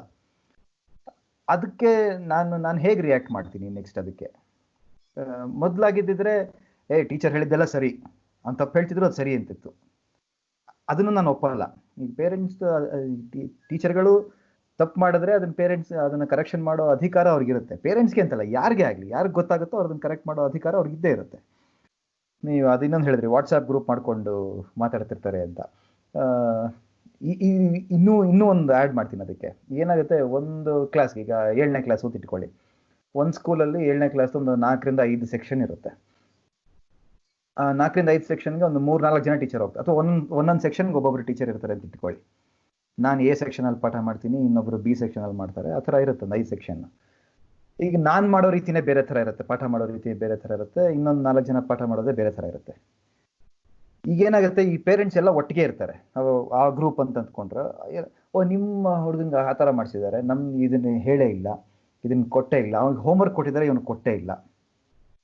ಸೊ ಈ ಕಾನ್ಫ್ಲಿಕ್ಟು ಬರುತ್ತೆ. ಅದೇನು ಮಾಡೋಕ್ಕಾಗ ನಮ್ಮ ಕೈಲಿ ಇಲ್ಲ ಅದು. ಯಾಕೆಂದ್ರೆ ಅವ್ರಿಗೆ ಅವೈಲಬಿಲಿಟಿ ಇದೆ. ಹಿಂದಿನ ಕಾಲದಲ್ಲಿ ಅದು ಇರಲಿಲ್ಲ. ನಾವೆಲ್ಲ ಇದ್ದಾಗ, ಚಿಕ್ಕವರಾಗಿದ್ದಾಗ ಪೇರೆಂಟ್ಸ್ಗೆ ಆ ಫೆಸಿಲಿಟಿ ಇರಲಿಲ್ಲ, ಇವಾಗ ಇದೆ, ಅದನ್ನು ಉಪಯೋಗಿಸ್ಕೊತಿರ್ತಾರೆ ಅದನ್ನು. ಆ್ಯಂಡ್ ಅದೇ ದುಡ್ಡು ಕೊಟ್ಟಿದ್ಮೇಲೆ ಕರೆಕ್ಟಾಗಿ ಸರ್ವಿಸ್ ಎಕ್ಸ್ಪೆಕ್ಟ್ ಮಾಡೇ ಮಾಡ್ತಾರೆ. ಅಗೇನ್ ಅನ್ಫಾರ್ಚುನೇಟ್ಲಿ ಇದು ಬಿಸ್ನೆಸ್ ಥರ ಟ್ರೀಟ್ ಮಾಡ್ತಿರೋದ್ರಿಂದ ಇವತ್ತಿನ ಸಮಾಜದಲ್ಲಿ ಆ ಥರ ಆಗಿದೆ. ಆಕ್ಚುಲಿ ಅದು ಏನಕ್ಕೆ ಕೇಳಿದ್ದು ಅಂದ್ರೆ, ಇಲ್ಲಿ ಒಂದು ಥಿಂಕಿಂಗ್ ಇದೆ ಸ್ಕ್ಯಾಂಡಿನೇವಿಯಾದಲ್ಲಿ. ನಾನು ಸ್ವೀಡನ್ ಅಲ್ಲಿ ಇರೋದಲ್ಲ, ನನಗೆ ಮಕ್ಳಿಲ್ಲ, ಸೊ ಬೇರೆ ನನ್ನ ಕಲೀಗ್ಸ್ ಅವ್ರ ಮಕ್ಳು ಸ್ಕೂಲಿಗೆ ಹೋಗೋದು, ಅವ್ರದ್ದು ಎಕ್ಸ್ಪೀರಿಯನ್ಸಸ್ ಅಲ್ಲಿ ಕೇಳಿರೋದು. ಅವ್ರೇನ್ ಹೇಳ್ತಾರೆ ಅಂದ್ರೆ, ಈ ತರ ಪೇರೆಂಟ್ಸ್ ಇನ್ವಾಲ್ವ್ಮೆಂಟ್ ನ ಬಿಟ್ಕೊಂಡ್ರೆ, like if you let parents decide ಹೆಂಗೆ ಟೀಚಿಂಗ್ ಮಾಡ್ಬೇಕು ಅನ್ನೋದನ್ನ, ಅದು ಅಷ್ಟು ಪ್ರೊಆಕ್ಟಿವ್ ಇಲ್ದೇ ಇರುವಂತ ಪೇರೆಂಟ್ಸ್. ಈಗ ಅಪ್ಪ ಅಮ್ಮಂದ್ರು ಓದಿರಲ್ಲ, ಬಟ್ ಮಕ್ಕಳನ್ನ ಸ್ಕೂಲಿಗೆ ಕಳಿಸ್ತಿರ್ತಾರೆ, ಅವ್ರ ಹೆಲ್ಪ್ ಮಾಡಕ್ ಆಗಲ್ಲ ಹೋಮ್ವರ್ಕಿಗೆ. ಸೊ ಆ ಮಕ್ಕಳು ಡಿಸ್ಅಡ್ವಾಂಟೇಜ್ ಆಗೋಗುತ್ತೆ. ಯಾಕಂದ್ರೆ ಇದು ನಮ್ದು ಸಾಫ್ಟ್ವೇರ್ ಅಲ್ಲೂ ಇರುತ್ತೆ, ನಾವು we don't want to encourage vocal users ಅಂತ. ಟ್ವಿಟರ್ ಅಲ್ಲಿ ಹೋಗ್ಬಿಟ್ಟು ಫುಲ್ ಬೈದು ಯಾರಾದ್ರೂ ರಿವ್ಯೂ ಬರೆದ್ರೆ ಅವಾಗ ಅದೇನ್ ಮಾಡುತ್ತೆ, ಆತರ ಆಕ್ಟಿವ್ ಆಗಿ ಯಾರಿಗ್ ಮಾತಾಡಕ್ಕಾಗತ್ತೆ, ಯಾರಿಗ್ ಪುಷ್ ಮಾಡಕ್ಕಾಗತ್ತೆ, ನಾವು ಅವ್ರು ಹೇಳೋದನ್ನ ಕೇಳಿಸ್ಕೊಂಡು we just change our work. So ಅದು ಆಕ್ಚುಲಿ ಇಂಟ್ರೆಸ್ಟಿಂಗ್. ನಾವು it's a good thing parents involved ಇದ್ರೆ ಒಳ್ಳೇದು, ಬಟ್ ಅದರಿಂದಾಗಿ ಬೇರೆ ಮಕ್ಕಳಿಗೆ ಡಿಸ್ಅಡ್ವಾಂಟೇಜ್ ಆಗ್ಬಾರ್ದು ಅಂತ. ಸೊ ಅದಕ್ಕೆ ಆ ರೀಸನ್ ಇಂದಾಗಿ ಇಲ್ಲಿ ಹೋಮ್ ವರ್ಕ್ ತುಂಬಾ ಕಡಿಮೆ. ಯಾಕಂದ್ರೆ ಸ್ಕೂಲಿಗೆ ಕಳಿಸಿದ್ಮೇಲೆ ಲೈಕ್ ಯು ಅಸ್ಯೂಮ್ ದಟ್ ಮಕ್ಕಳಿಗೆ ಏನೇನ್ ಬೇಕೋ ಅದನ್ನೆಲ್ಲ you do it in the school. ಆಮೇಲೆ ಮನೆಗೆ ಹೋದ್ಮೇಲೆ you cannot control the environment ಅಲ್ಲ. ಇನ್ಇಕ್ವಾಲಿಟಿ ಇಲ್ಲಿ ಯುರೋಪ್ ಅದು ಬಿಗ್ಗೆಸ್ಟ್ ಪ್ರಾಬ್ಲಮ್. ಇನ್ಇಕ್ವಾಲಿಟಿ ಅಂದ್ಬಿಟ್ರೆ ಅವರಿಗೆ ಅರ್ಗಿಸ್ಕೊಳೋದಕ್ಕಾಗಲ್ಲ. ಈ ಹೋಮ್ ವರ್ಕ್ ನಾನು ಒಪ್ಕೋತೀನಿ ಆಕ್ಚುಲ್ ಆಗಿ. ಆಯ್ತು ಸಾಕು, ಸ್ಕೂಲಲ್ಲಿ ಮಾಡಿರ್ತೀವಲ್ಲ ಸಾಕು, ಮತ್ತೆ ಮನೇಲೂ ಅದನ್ನೇ ಕೂತ್ಕೊಂಡು ಯಾಕೆ ಮಾಡ್ಬೇಕು ಅಂತ. ಅದು 90% ಏನಾಗುತ್ತೆ, ಹೋಮ್ ವರ್ಕ್ ಮಕ್ಕಳದಾಗಿರಲ್ಲ, ಪೇರೆಂಟ್ಸ್ ಆಗಿರುತ್ತೆ. ಅದಕ್ಕೆ ಸ್ಕೂಲಲ್ಲೇ ಮಾಡಪ್ಪ, ಏನ್ ಮಾಡ್ತೀಯ ಅದನ್ನ ಅಂತ. ಸೊ ಈಗ ಒಂದು ಕ್ವಶನ್ ಅಂದ್ರೆ, ಆನ್ಲೈನ್ ಟೀಚಿಂಗ್ ಎಫೆಕ್ಟಿವ್ ಆಗಿದೆಯಾ Arun? Do you find it effective? Students ಏನ್ ಹೇಳ್ತಾ ಇದಾರೆ? ಈಗ ನಾನು ಹೈಸ್ಕೂಲ್ಗೆ ಪಾಠ ಮಾಡ್ತಿರೋದು. ಮಾರ್ಚ್ ಇಂದಾನು ಮಾಡ್ತಾ ಇದೀವಿ, ಆನ್ಲೈನ್ ಟೀಚಿಂಗ್ ಶುರು ಮಾಡಿದ್ವಿ ಮಾರ್ಚ್ ಏಪ್ರಿಲಿಂದ. ನನಗೆ ಅದು ಆಕ್ಚುಲಾಗಿ ಹೆಲ್ಪ್ ಆಗುತ್ತೆ ಅಂತ ಅನ್ನಿಸ್ತಾ ಇದೆ ಹೈಸ್ಕೂಲ್ಗೆ. ಪ್ರೈಮರಿ ಸ್ಕೂಲ್ ನಾನು ನೋಡಿಲ್ಲ, ಹೇಗೆ ನಡೆಯುತ್ತೆ ಏನು ಕತೆ ನೋಡಿಲ್ಲ. ಯಾಕೆಂದರೆ ನಾನು ಪ್ರೈಮರಿ ಸ್ಕೂಲ್ ಪಾಠ ಮಾಡ್ತಿರೋದ್ರಿಂದ ನಾನು ಅದಕ್ಕೆ ಅದ್ರ ಬಗ್ಗೆ ಏನು ಹೇಳಲಾರೆ ಅದಕ್ಕೆ. ಯಾಕೆಂದರೆ ವರ್ಕೇ ಮಾಡದೆ ಅದನ್ನು ಯಾರೂ ಟ್ರೈ ಮಾಡಿಲ್ಲ ಇದುವರೆಗೂ. ಸುಮ್ಮನೆ ದೊಡ್ಡವ್ರು ಚರ್ಚೆ ಮಾಡ್ತಿದ್ದಾರೆ, ಮಕ್ಕಳಿಗೆ ಹಾಗಾಗುತ್ತಾ ಇಲ್ವಾ ಅದು ಯಾರಿಗೂ ಗೊತ್ತಿಲ್ಲ, ಏನಾಗುತ್ತೆ ಆಗಲ್ವಾ, ಎಷ್ಟು ಅಟೆನ್ಷನ್ ಸ್ಪ್ಯಾನ್ ಎಷ್ಟಿದೆ, ಮಕ್ಕಳು ಸ್ಕ್ರೀನ್ ನೋಡ್ಕೊಂಡು ಕೂತಿರ್ಬೇಕಾಗಿಲ್ಲ, ಆ ಥರನೂ ವರ್ಕ್ ಕೊಡಬಹುದು. ಆನ್ಲೈನ್ ಕ್ಲಾಸಸ್ ಅಥವಾ ಆನ್ಲೈನ್ ಟೀಚಿಂಗ್ ಅಂದ ಮಾತ್ರಕ್ಕೆ ನಾನು ಈ ಥರ ಈಗ ಸ್ಕೈಪಲ್ಲಿ ಹಾಕೊಂಡು ಕೂತ್ಕೊಂಡು ಪಾಠ ಮಾಡಬೇಕಾಗೇ ಇಲ್ಲ. ನಾನೇನೊಂದಷ್ಟು ವರ್ಕ್ ಕೊಡ್ತೀನಿ, ಬೆಳಗ್ಗೆ ಅದನ್ನು ನೋಡ್ತಾರೆ, ಪೇರೆಂಟ್ಸೇ ಅದನ್ನು ನೋಡ್ಬಿಟ್ಟು ಹೇಳ್ತಾರೆ, ಇಂತಿಂಥ ವರ್ಕ್ ಕೊಟ್ಟಿದ್ದಾರಪ್ಪ ಇವತ್ತು ನೀನು ಮಾಡೋಕ್ಕೆ ಅಂತ. ಒಂದು ಚಿತ್ರ ಬರೀ ಅಂತ ಕೊಟ್ಟಿರ್ತಾರೆ, ಒಂದು ಇನ್ನೇನೋ ಮಾಡಿ ಕೊಟ್ಟಿರ್ತಾರೆ. ಅದು ಎಂಡ್ ಆಫ್ ದ ಡೇ ಅದನ್ನು ಸಬ್ಮಿಟ್ ಮಾಡ್ತಾರೆ. ಇದಿಷ್ಟು ಪೇರೆಂಟ್ಸೇ ಮಾಡ್ಬೋದು ಈ ಕೆಲಸನ, ಅಲ್ಲಿಗೆ ನಿಲ್ಲಿಸ್ಕೋಬೋದು. ಯಾಕೆಂದರೆ ಸ್ಕೂಲ್ ಜೊತೆ ಟಚ್ಚಲ್ಲಿ ಇರಬೇಕು ಮಕ್ಕಳು ಮತ್ತು ಪೇರೆಂಟ್ಸು ಅಂತ ನನ್ನ ಅನಿಸಿಕೆ. ಅದರಲ್ಲೊಂದು ಆನ್ಲೈನ್ ಕ್ಲಾಸಸ್ ಆ್ಯಕ್ಚುಲಿ ನನಗೆ ಹೈಸ್ಕೂಲ್ ಲೆವೆಲಲ್ಲಿ ತುಂಬಾ ಹೆಲ್ಪ್ ಆಗ್ತಾ ಇದೆ ಅನಿಸುತ್ತೆ. ನನ್ನ ಮಕ್ಳದ್ದು ಫೀಡ್ಬ್ಯಾಕ್ ತೊಗೊಳ್ತಿರ್ತೀನಿ ಅವಾಗ ಅವಾಗ ಪಾಠ ಮಾಡಬೇಕಾದ್ರೆ, ನೀವೇನಪ್ಪ ಅರ್ಥ ಆಗ್ತಿದೆಯಾ, ಕನ್ವೆ ಆಗ್ತಿದೆಯಾ ವಿಷಯ ಅಂತ. ಮಕ್ಳಿಗೆ ಫೀಡ್ಬ್ಯಾಕ್ ಇದು, ಸರ್ ತುಂಬ ಹೆಲ್ಪ್ ಆಗ್ತಾ ಇದೆ ಅಂತ, ತುಂಬ ಕಲಿತಾ ಇದ್ದೀವಿ, ಜಾಸ್ತಿ ಕಲಿತಾ ಇದ್ದೀವಿ ನಾವು ಕ್ಲಾಸ್ ರೂಮ್ ಟೀಚಿಂಗಿಗಿಂತ ಅಂತ. ಯಾಕೆಂದರೆ ಬೇರೆ ಇನ್ನೇನು ನಮಗೆ ಡೈವರ್ಷನ್ಸ್ ಇಲ್ಲ ಇಲ್ಲಿ. ಅರುಣ್, ಈಗ ನೀವು ಮಕ್ಕಳ ಹತ್ರ ಫೀಡ್ಬ್ಯಾಕ್ ತಗೋತೀನಿ ಅಂತ ಹೇಳಿದ್ರಲ್ಲ, ಸೊ ಅದು ನೀವು ಪರ್ಸನಲಿ ಮಾಡೋದಾ ಅಥವಾ ಇಸ್ ಇಟ್ ನಾವು ಪಾರ್ಟ್ ಆಫ್ ಟೀಚಿಂಗ್? ಇಲ್ಲ, ಪಾರ್ಟ್ ಆಫ್ ಟೀಚಿಂಗ್ ಅಲ್ಲ. ನನಗೆ ಇಲ್ಲಾಂದ್ರೆ ನಂಗೆ ಮುಂದಿನ ಕ್ಲಾಸ್ಗೆ ಹೋಗಕ್ಕಾಗಲ್ಲ ಅವ್ರಿಗೆ ಫೀಡ್ಬ್ಯಾಕ್ ಕೊಡ್ಲಿಲ್ಲ ಅಂದ್ರೆ. ಇದು ನನ್ನ ಚಟ ಇದು. So again I have a follow up question on that. ಏನಾಯ್ತು ಇದಕ್ಕೆ ಹೇಳ್ತೀವಿ ಇನ್ನು ಮುಗಿಸಿಲ್ಲ. ಇಲ್ಲಿ ಒಂದು ಎನಿ ಟೀಚರ್ ಅವ್ರಿಗೆ ಇಷ್ಟು ಪೋರ್ಷನ್ಸ್ ಮುಗಿಸ್ಬೇಕು ಅಂತ ಒಂದು ಹೊರೆ ಹೊತ್ಕೊಂಡ್ಬಿಟ್ಟಿರ್ತಾರೆ. ಅದು ಮುಗಿಸ್ಲೇಬೇಕೋ ಬೇಡವಾ ಅನ್ನೋದು ಡಿಬೇಟಬಲ್ ಅಗೇನ್. ಮತ್ತೆ ಯಾಕೆ ಮುಗಿಸ್ಲೇಬೇಕು, ಮುಗಿಸ್ತಾ ಇದ್ರೆ ಏನಾಗುತ್ತೆ?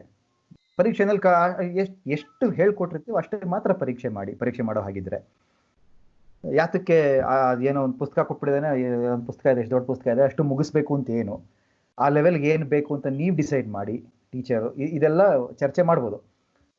ಆದರೆ ಅವ್ರು ಮುಗಿಸ್ಬೇಕು ಅಂತ ಕೂತ್ಕೊಂಡಾಗ ಮಕ್ಳಿಗೆ ಅರ್ಥವಾಗುತ್ತೋ ಬಿಡುತ್ತೋ, ನಾನು ಹೇಳೋದು ಹೇಳ್ತೀನಿ, ನನ್ನ ಕಡೆ ನಾನು ಸೇಫ್ ಆಗಿರ್ತೀನಿ, ನನ್ನನ್ನು ಯಾರೂ ಪ್ರಶ್ನೆ ಮಾಡಬಾರ್ದು. ನಾಳೆ ಪೋರ್ಷನ್ಸ್ ನಾನು ಮುಗಿಸಿದ್ದೀನಿ, ನೀನು ಓದಿಲ್ಲ, ನಾನು ಅವನ ಮೇಲೆ ಬ್ಲೇಮ್ ಹಾಕಕ್ಕೆ ರೆಡಿ ಆಗಿರಬೇಕು. ನಾನು ಪಾಠ ಮಾಡಿದ್ದೀನಿ, ನೀನು ಓದಿಲ್ಲ ಅಂದ್ರೆ ನಂದಲ್ಲ ಜವಾಬ್ದಾರಿ ಅಂತ ಹೇಳೋಕೆ ರೆಡಿ ಇರಬೇಕು. ಈ ಮೈಂಡ್ ಸೆಟ್ಟಲ್ಲೂ ಕೆಲವು ಟೀಚರ್ಸ್ ಇರ್ತಾರೆ. ಇನ್ನು ಕೆಲವ್ರಿಗೆ ಏನು ಪೋರ್ಷನ್ಸು ಸಿಲೆಬಸ್ಸು ಮುಖ್ಯ ಆಗಿರಲ್ಲ, ಯಾವುದೋ ಒಂದು ಸಣ್ಣ ಕಾನ್ಸೆಪ್ಟ್ ಇಟ್ಕೊಂಡು ಎಳಿತಾ ಇರ್ತೀವಿ ನಾವು ಮುಗಿಸೋದೇ ಇಲ್ಲ. ಯಾಕೆ ಮುಗಿಸಿಲ್ಲ ಅಂತ ಕೇಳ್ತಾರೆ, ಅರ್ಥವಾಗಿಲ್ಲ ಅಂತ ಹೇಳಿರ್ತೀವಿ ಏನೋ ಒಂದು. ಇಟ್ಸ್ ಓಕೆ, ನಾವು ಡಿಫೈನ್ ಮಾಡ್ಕೊಳಕ್ಕೆ ರೆಡಿ ಇದ್ರೆ ಸರಿ, ಅಷ್ಟೇನೆ. ಸೊ ಅದೇ ನನ್ನ ಕ್ವಶನ್ ಇದ್ದು, ಅಂದ್ರೆ ನಿಮಗೆ ಅಂದ್ರೆ ಯಾವ್ದೋ ಒಂದು ಕಾನ್ಸೆಪ್ಟ್ ನ ನಿಮ್ ರೀತಿಲಿ ಹೇಳ್ಕೊಡೋ ಅಷ್ಟು ಫ್ರೀಡಮ್ ಇರುತ್ತಾ, ಅಥವಾ you have to stick to the exact syllabus, ಮತ್ತೆ ಅಲ್ಲಿ ಏನ್ ಮೆಥಡಾಲಜಿ ಇದಾರೆ ಅದೇ ತರ ಹೇಳ್ಕೊಡ್ಬೇಕು ಅಂತ ರಿಸ್ಟ್ರಿಕ್ಷನ್? ಮೆಥಡಾಲಜಿ ಬಗ್ಗೆ ಯಾರು ರಿಸ್ಟ್ರಿಕ್ಟ್ ಮಾಡಕ್ ಆಗಲ್ಲ.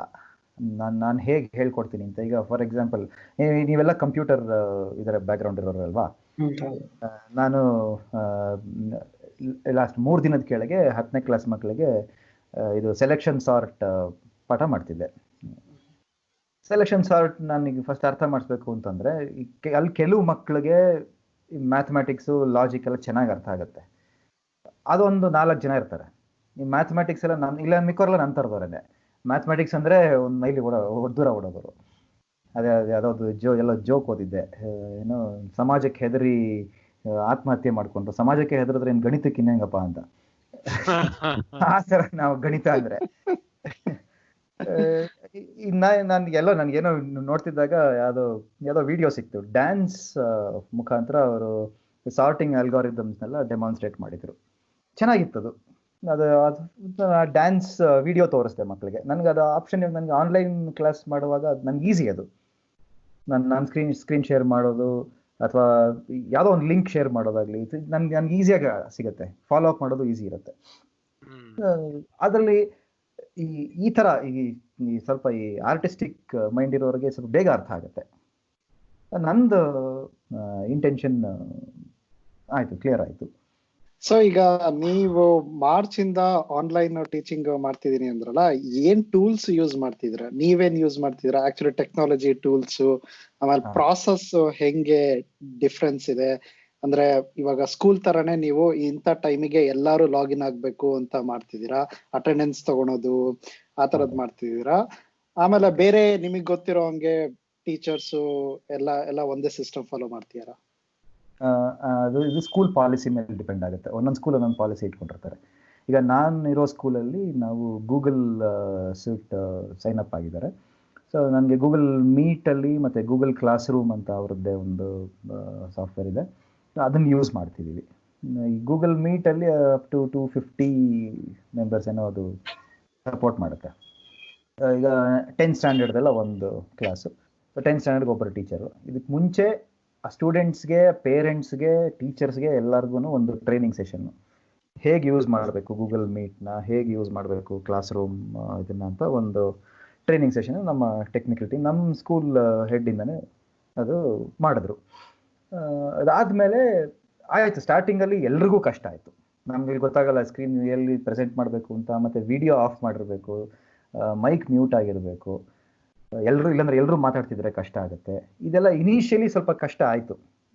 ಅದಕ್ಕೆ ಫಸ್ಟ್ 10ನೇ ಕ್ಲಾಸಿಗೆ ಶುರು ಮಾಡಿ ಒಂದು ಅರ್ಧ ದಿನ ಇಟ್ಕೊಂಡು ಕ್ಲಾಸಸ್ ಇಟ್ಕೊಂಡು ಹೇಗಾಗುತ್ತೆ ನೋಡೋಣ ಅಂತ ಮಾಡಿದ್ವಿ. ಆವಾಗ ಆಯಿತು, ಸ್ವಲ್ಪ ಒಂದು 2-3 ದಿನದಲ್ಲಿ ಮತ್ತೆ 9ನೇ ಕ್ಲಾಸಿಗೆ ಶುರು ಮಾಡಿದ್ವಿ. ವರ್ಕೌಟ್ ಆಯಿತು. ನಾನು ಹೇಳಿದಾಗೆ ಸ್ಟಾರ್ಟಿಂಗಲ್ಲಿ ಯಾರೋ ಪಾಪ ಗೊತ್ತಿಲ್ಲದೇನೆ ಮಾಡ್ತಾರೆ, ಕ್ಯಾಮ್ರಾ ಆನ್ ಮಾಡಿರ್ತಾರೆ ಅಥವಾ ಮೈಕ್ ಆನ್ ಮಾಡಿರ್ತಾರೆ. ಮೈಕ್ ಆನ್ ಮಾಡಿರೋದಲ್ಲ ಅಕ್ಕಪಕ್ಕ ಮಾತಾಡ್ತಿರೋದೆಲ್ಲ ಕೇಳಿಸ್ತಿರುತ್ತೆ. ಈ ತೊಂದರೆಗಳೆಲ್ಲ ಇರುತ್ತೆ. ಈಗಲೂ ಆಗುತ್ತೆ, ಅದು ನಮ್ಗೆ ಗೊತ್ತಿಲ್ಲ, ನಾನೇ ಮಾಡಿರ್ಬೋದು ಆ ಕೆಲಸನ. ಆಮೇಲೆ ಅದು ಆ ಥರ ಆದಾಗ ಏನು ಮಾಡಬೇಕು ಅದನ್ನ ನಾವು ಯೂಸ್ ಮಾಡ್ತಾ ಗೊತ್ತಾಗ್ತಿರುತ್ತೆ. ಏನಂದ್ರೆ ನಾವು ಮಕ್ಕಳಿಗೆ ನಾವು ಕೆಲವುದೆಲ್ಲ ಹೇಳ್ಬಿಡ್ಬೇಕು. ನೋಡಪ್ಪ ನಂಗೆ ಇದು ಗೊತ್ತಿಲ್ಲ, ನಂಗೆ ಗೊತ್ತಿಲ್ಲದನ್ನ ಗೊತ್ತಿಲ್ಲ ಅಂತ ಹೇಳಬೇಕು. ಕೆಲವು ಸಲ ಮಕ್ಳಿಗೆ ಚೆನ್ನಾಗಿ ಗೊತ್ತಿರುತ್ತೆ. ನಾನು ಬೇರೆ ಟೀಚರ್ಸ್ಗೆ ಹೇಳೋದಾದ್ರೆ, ನಿಮಗೆ ನಿಮ್ದೊಂದೇ ಸಬ್ಜೆಕ್ಟು, ಸೊ ನೀವು ನಿಮ್ಮ ಸಬ್ಜೆಕ್ಟ್ ಪಾಠ ಮಾಡುವಾಗ ಮಾತ್ರ ಲಾಗಿನ್ ಆಗ್ತೀರಾ. ಮಕ್ಕಳಿಗೆ ಈ ಥರ 6-7 ಸಬ್ಜೆಕ್ಟ್ ಇರುತ್ತೆ, ಅವ್ರು ಎಲ್ಲ ಕ್ಲಾಸಲ್ಲೂ ಇರ್ತಾರೆ. ಅವ್ರು ನಿಮಗಿಂತ ಜಾಸ್ತಿ ಎಕ್ಸ್ಪೆರಿಮೆಂಟ್ ಮಾಡಿರ್ತಾರೆ. ಎಲ್ಲೆಲ್ಲಿ ಏನೇನು ನೀವೀಗ ಬೇರೆ ಹ್ಯಾಕ್ಗಳೆಲ್ಲ ತಿಳ್ಕೊಂಡಿರ್ತಾರೆ. ಆನ್ಲೈನ್ ಕೆಲವೊಂದು ಅದೇ ಮಜಾ ಇರ್ತಾ ಇತ್ತು. ಚೈನಾದಲ್ಲಿ ಹೋಮ್ ವರ್ಕ್ ಕೊಡೋದಕ್ಕೆ ಅಂತ ಒಂದು ಯಾವ್ದೋ ಆಪ್ ಇತ್ತಂತ. ಸೊ ಈ ಮಕ್ಕಳೆಲ್ಲ ಹೋಗ್ಬಿಟ್ಟು ಅದಕ್ಕೆ ರೇಟಿಂಗ್ 1 ರೇಟಿಂಗ್, ಲೋಯೆಸ್ಟ್ ರೇಟಿಂಗ್ ಕೊಟ್ರೆ ಅವ್ರ ಆಪ್ ಸ್ಟೋರ್ ಇಂದ ತೆಗೆದು ಬಿಡ್ತಾರೆ ಅಂತ ಗೊತ್ತಾಗಿ ಎಲ್ಲಾ ಮಕ್ಕಳು ಹೋಗ್ಬಿಟ್ಟು ಸಿಂಗಲ್ ಸ್ಟಾರ್ ರೇಟಿಂಗ್ ಕೊಡ್ತಾ ಇದ್ದಾರೆ. ಬಟ್ ಐಡಿಯಾ ಬಂದಿದ್ದು ಇಂಡಿಯನ್ಸ್ ಇಂದಾನೆ. ನಾವು ಯಾವ ಸೆಲೆಬ್ರಿಟಿ ಕಂಟ್ರಿ ಇಷ್ಟ ಆಗಲ್ಲ, ಅವ್ರ ಆಪ್ ಗಳೇ ಕೊಡ್ತೀವಿ.